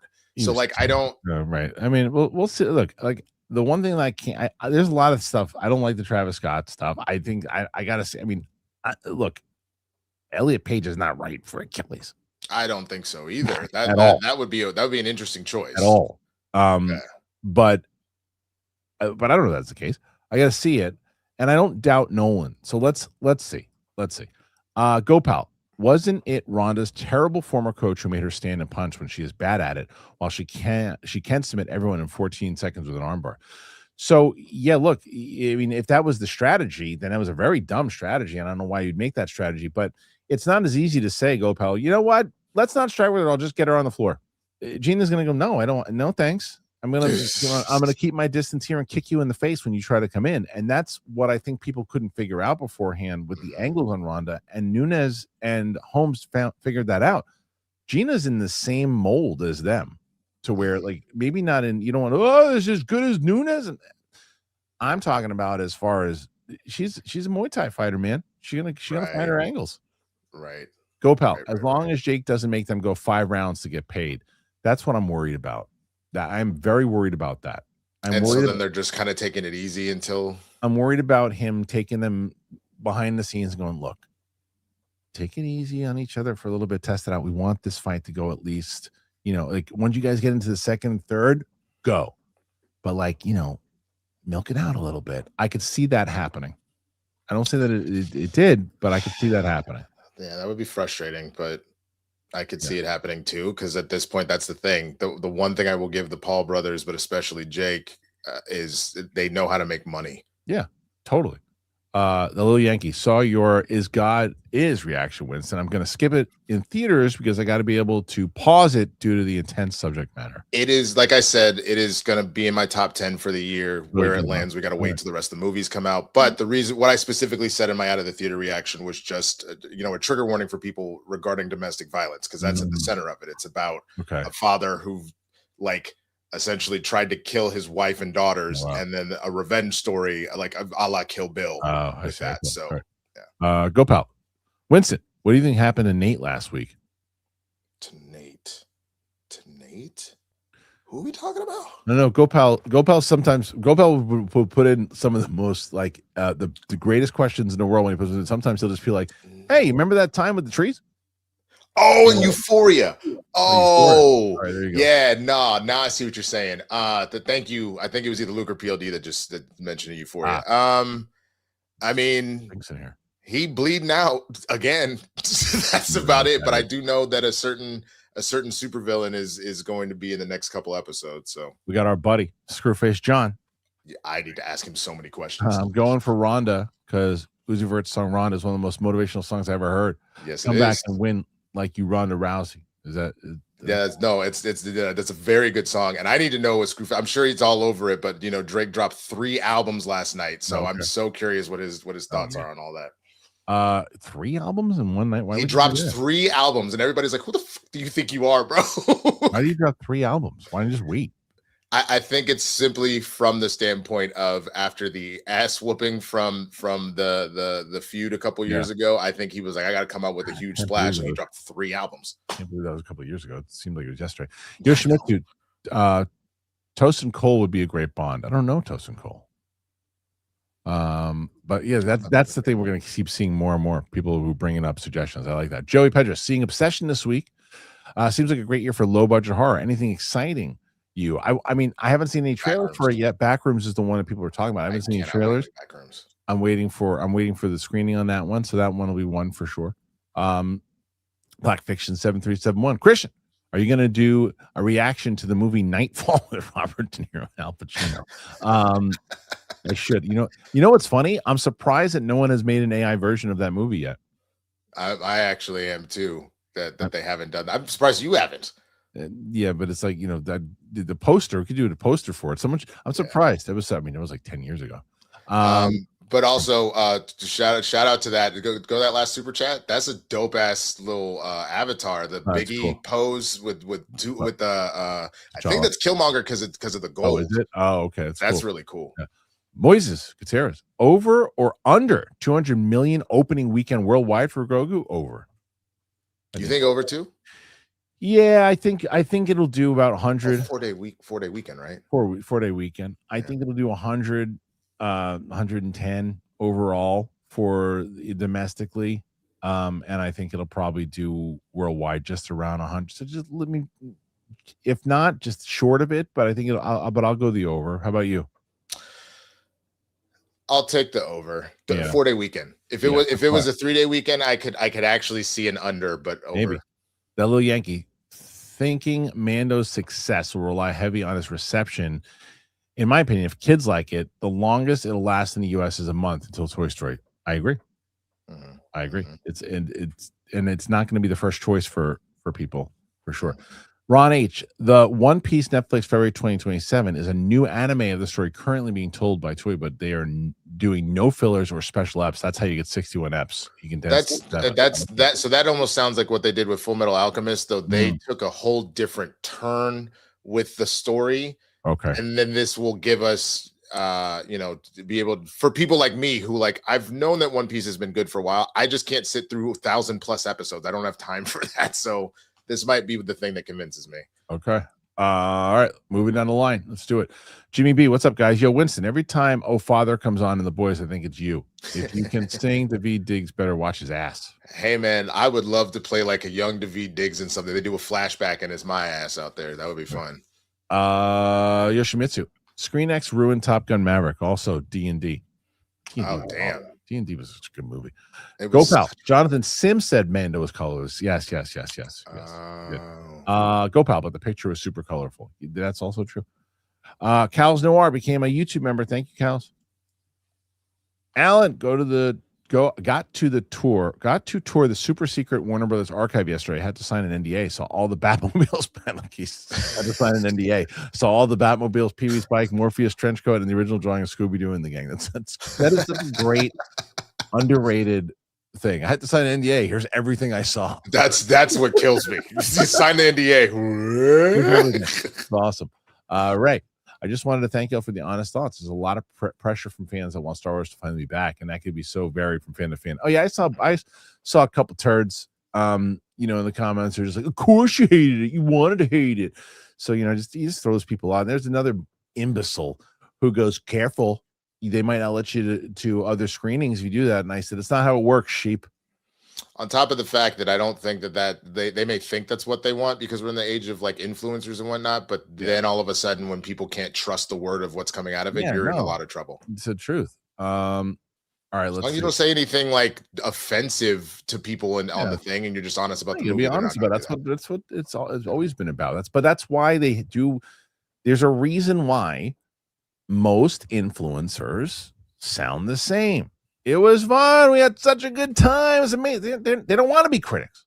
That's not what they're there for. They're there to say this is great. They're hype men. They are hype men. That is all that they are. They're a marketing tool, and they are people fault them and say, "Oh, I can't take them." They're not telling you that they're trying to be critics, and they're not telling you in general, hey, listen, I'm giving you my super honest opinion and breaking everything down here. And this is what, if everything I saw, I loved everything, and my answer was the same for everything, you'd be like, well, wait a minute. You said that your objective is looking at everything. Dude, the influencers, when it comes to the movie stuff like that, are more or less just like Farnsworth Bentley or Flavor Flav or DJ Khaled. They're literally just there to go another one, and then that's it. They're not there to actually give you the lowdown on what's going on. Eric, can tell Winston's looking forward to the Legend of Zelda movie next year. Nice Triforce tattoo. Awesome. I am pumped. Hold on, let's see. I am because I think you've seen this before. I know you've seen because you've seen me in person, but this is my Zelda life bar. Every time I complete a major life event, I fill one of these guys in. So. Winston, you should also add Hollywood Shuffle, Robert Townsend, to your watch list if you haven't seen it yet. Remember, hoe cakes have to eat also. Love Hollywood Shuffle, man. Ron, Winston, I told Chris in chat I suggested a title for the Friday show. It's at the start of questions. What do you think of the suggested title? It's at the start of questions, like the first ones that we did. Yeah, I don't know what he means. Winston, I told Chris I suggested a title for the Friday show. It's at the start of questions. I don't know what you mean. I'm sorry, Ron. So sorry, Ron. Buster Beyond. So in Man of Tomorrow, John will be a 10-year Lantern. That's pretty cool. Mm-hmm. Also, we now know why Hal says he's the only human Green Lantern as it's 2016. That's a good point. Okay, so then Guy probably comes along a little bit. Okay, that's smart. Sam McCormack, hey, just wanted to know, does Luke Skywalker appear? I can't tell you anything. He signed an NDA. I can't tell you anything. I can do. You gotta wait for my spoiler review. Ron H, is Winston that old that he actually knows what jumping the shark is? I mean, well, I said I. So that's yeah, you did. so I was great. confused. What's so great about that is that I was like, I don't know if he necessarily knows the show, but you quoted the show correctly as I said, I. Yeah, I know. Happy Days, where he literally jumped a shark. I remember.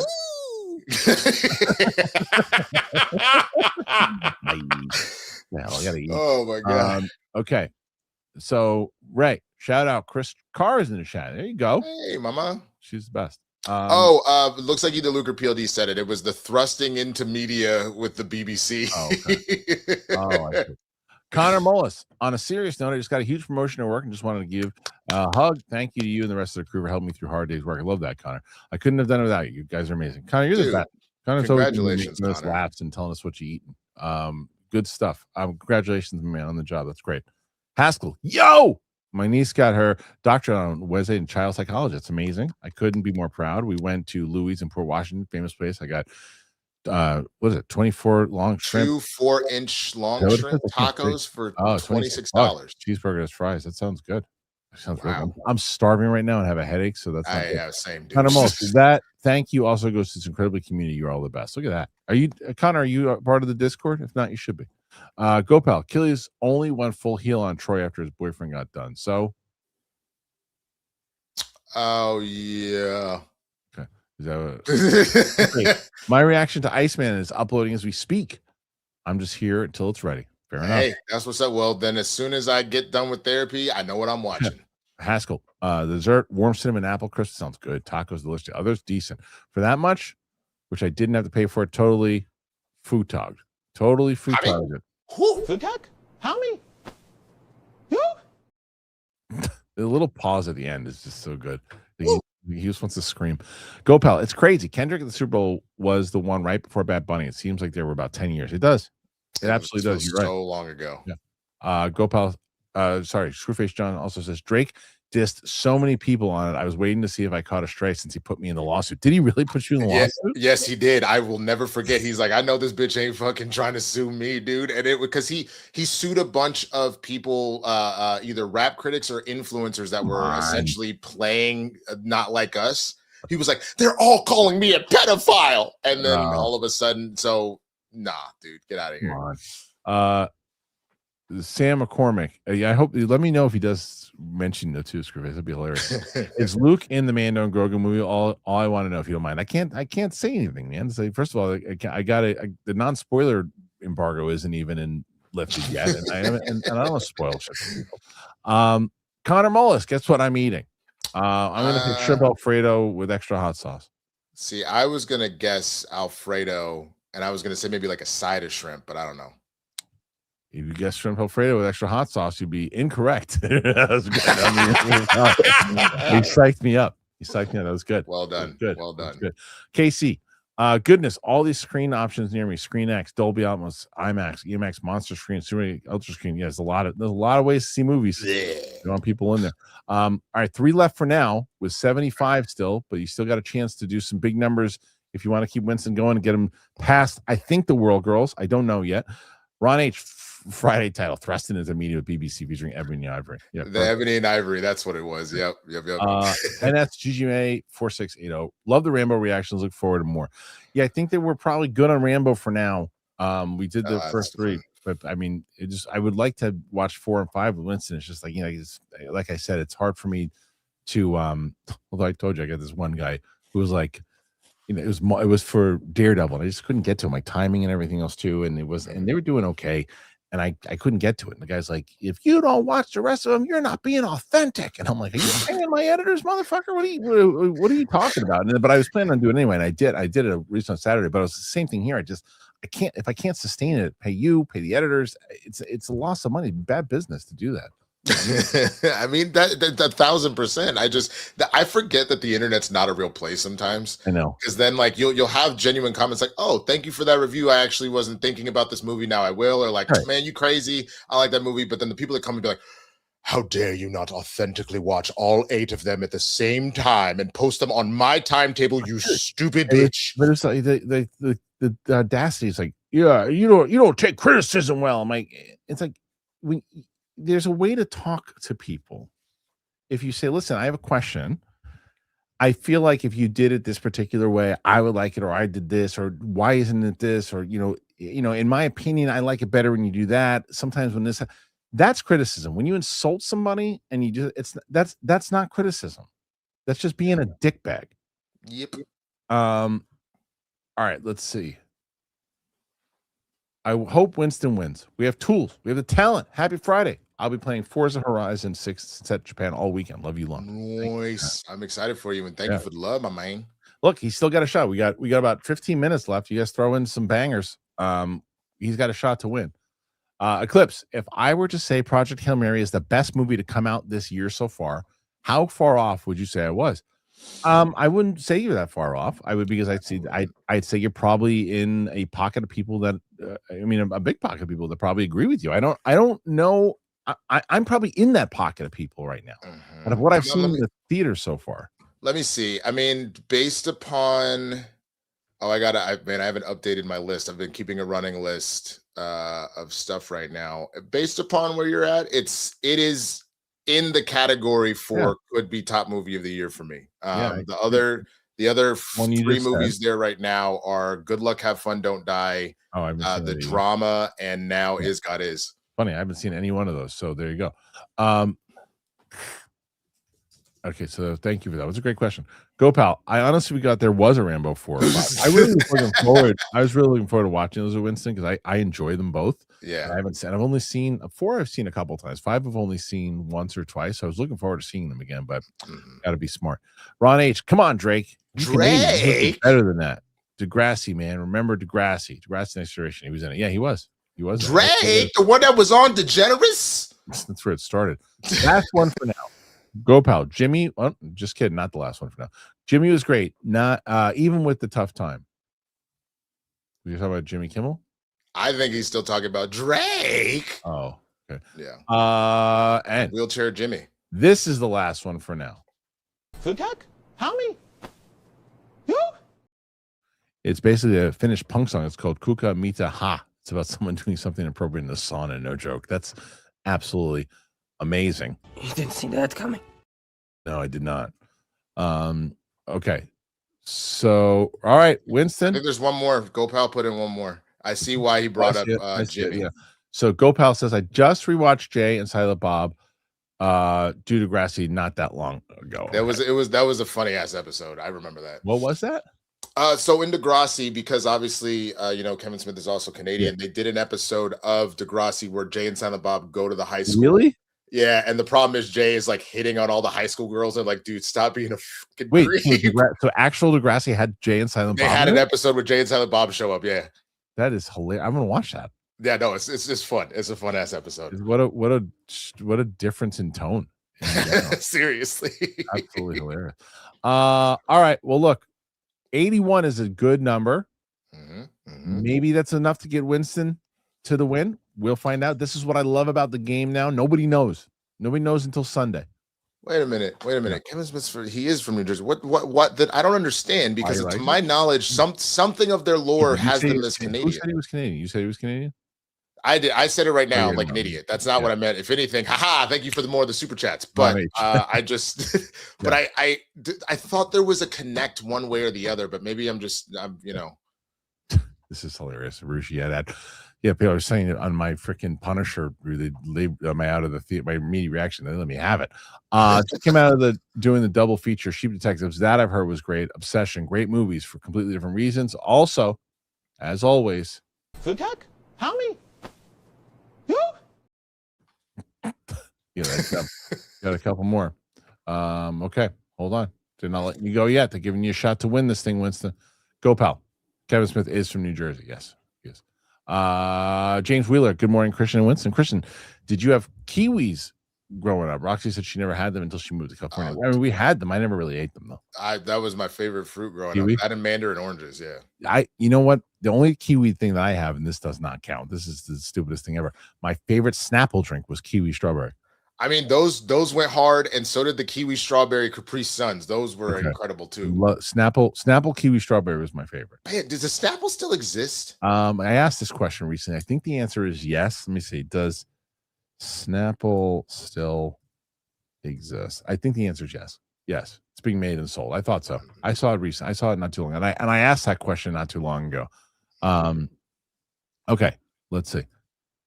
Gopal, he used to watch it while he was working at Got the it. store. Okay. I don't know why I thought there was something specific about, if not Kevin, about Jay and Silent Bob being Canadian, but I guess that's just it. They just, Well, there you go. And he also loves it. He just got into it. Got it. Yeah, I don't know if I've ever seen, because what Drake got shot in that series, right? I think yes. That's how he became Wheelchair Jimmy, is because school shooting happens and he gets shot, and then he's in a wheelchair for the rest of the run of the show that he's on. I've seen that clip. All right. Well, there you go. 89 is a hell of a day. It's a good day. Oh, there's a couple more, man. What you doing? There are? Already? Yeah. Hold on. Let's see. Oh, yeah. Come on, Bart. Go, pal. Thank you. Go, pal. Silent Bob hits on one of the characters from the original series who he had crushes on as a kid. Okay. How does he do that? Because he doesn't say anything. Armada. Mortal Kombat 2 had bad music placement. Did it? I mean, I don't know. Did you see that movie, Vincent? I did. I enjoyed it. I actually thought it was significantly better than the first one. Yeah, I agree. Ron H. Kevin Smith stopped using weed and went vegan. Start looking at the sky for flying pigs or hell freezing over. Yeah, he's got himself. Oh, someone said in the chat, Kevin Smith went to Vancouver Film School. So that's well, there you go. That's the connection. Yeah. All right. Yeah. All right. So by the way, and I think I know Chris Carr's in the chat. The funny thing is, I was looking at it because Roca had 132. Mike actually, it was so weird because I was like, no one's gonna beat Roca now. 132 already, plus monetarily is just going to be the biggest. Mike actually had him by $40. Chris had them by $200. And then I think Roxy and Steph yesterday I haven't checked yet the numbers yet for Roxy and Steph. But somebody in the chat said that it was a valiant effort. Yeah, they dropped a $400 super chat on them yesterday, is what somebody said. Yeah, so I mean that's and like that's the reason why we're doing the game that we are now. Like, yeah, because if someone would have dropped that and they would have had 20 questions and they lost, that would have been kind of infuriating. Yeah. Eric Anderson, I missed the strawberry daiquiri Sobe. What is that? That was good. Oh, dude, that was just pure diabetes in a bottle. I'm sure it is. David Cabal, Kristian, with the way Star Wars is going today, would you consider writing your own story of what is missing in current Star Wars state? It would be a waste of time, dude. It'd be a waste of time. And I don't have the same kind of passion and interest in it the way that I used to, to be completely honest. I even told a friend of mine who's looking at it, he was like, what'd you think? And I'm like, I think I've aged out of this shit, man.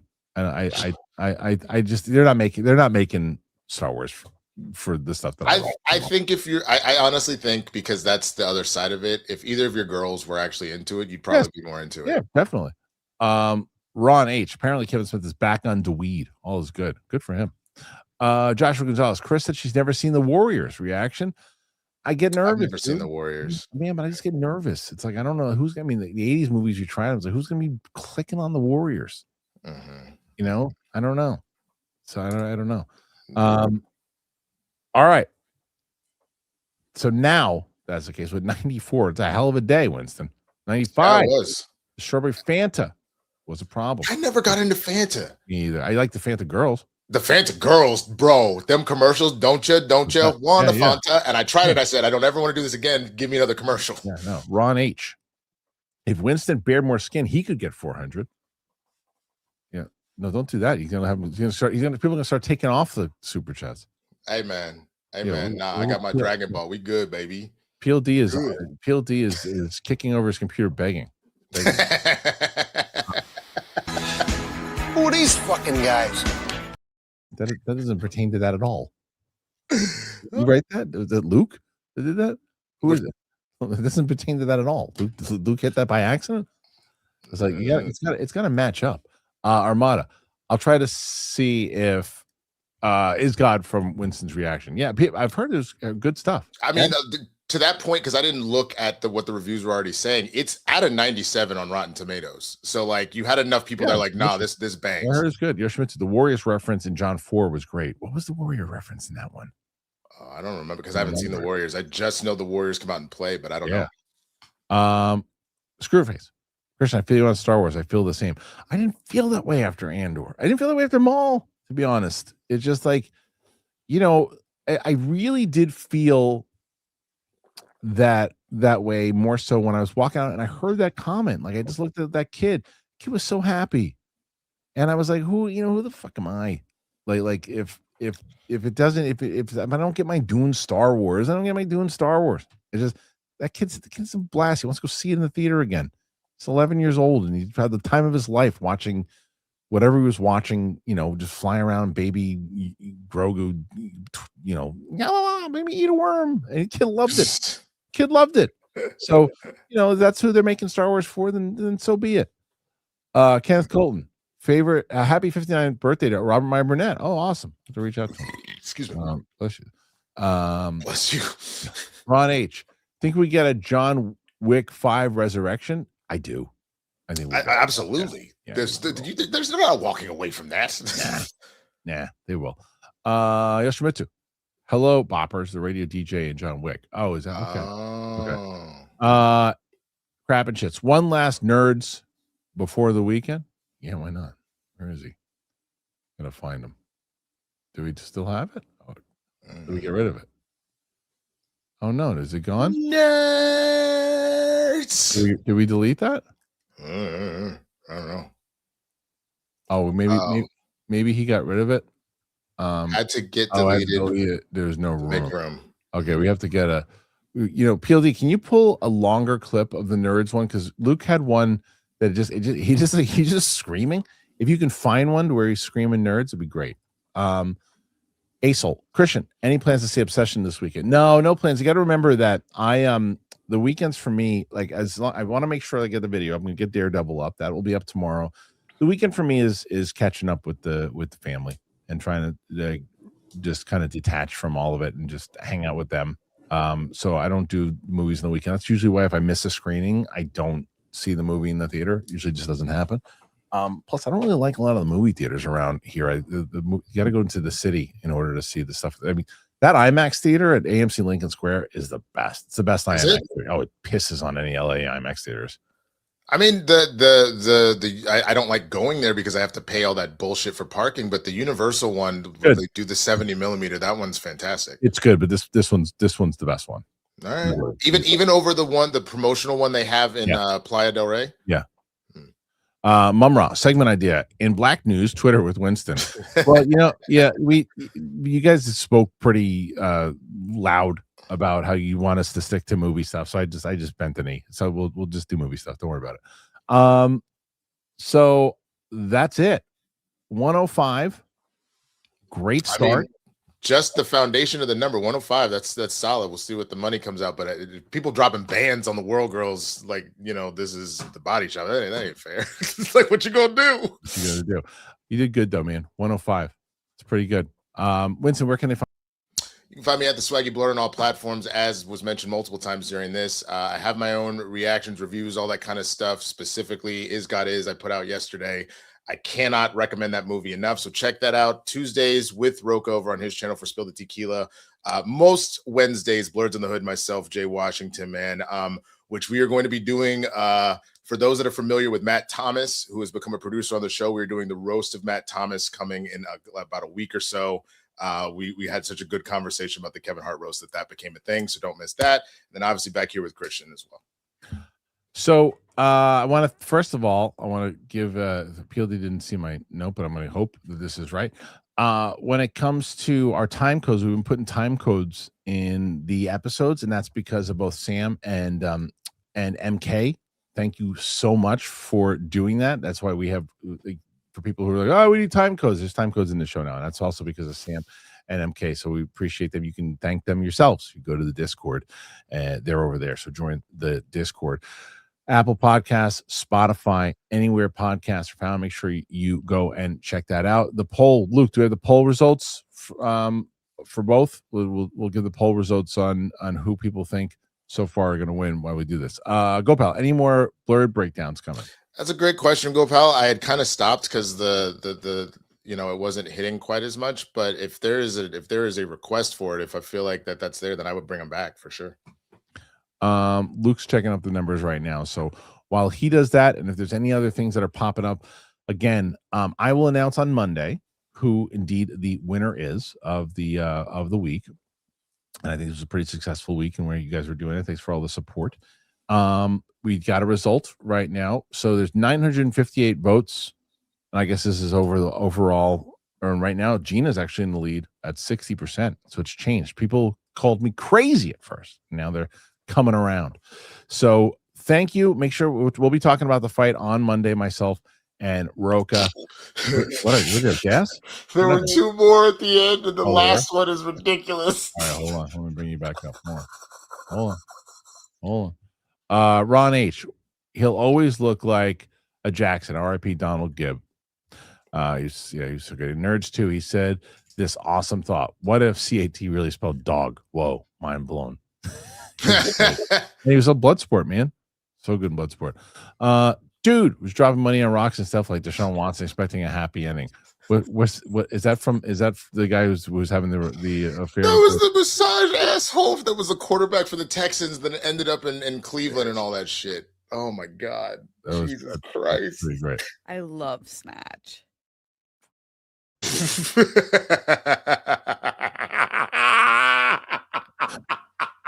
All right, let's see. Is there any more?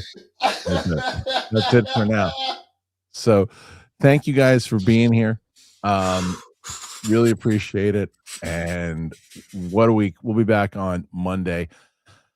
Oh, I love you guys. Apple Podcasts. Check it out. Peace out. Greats. That's it. Bye.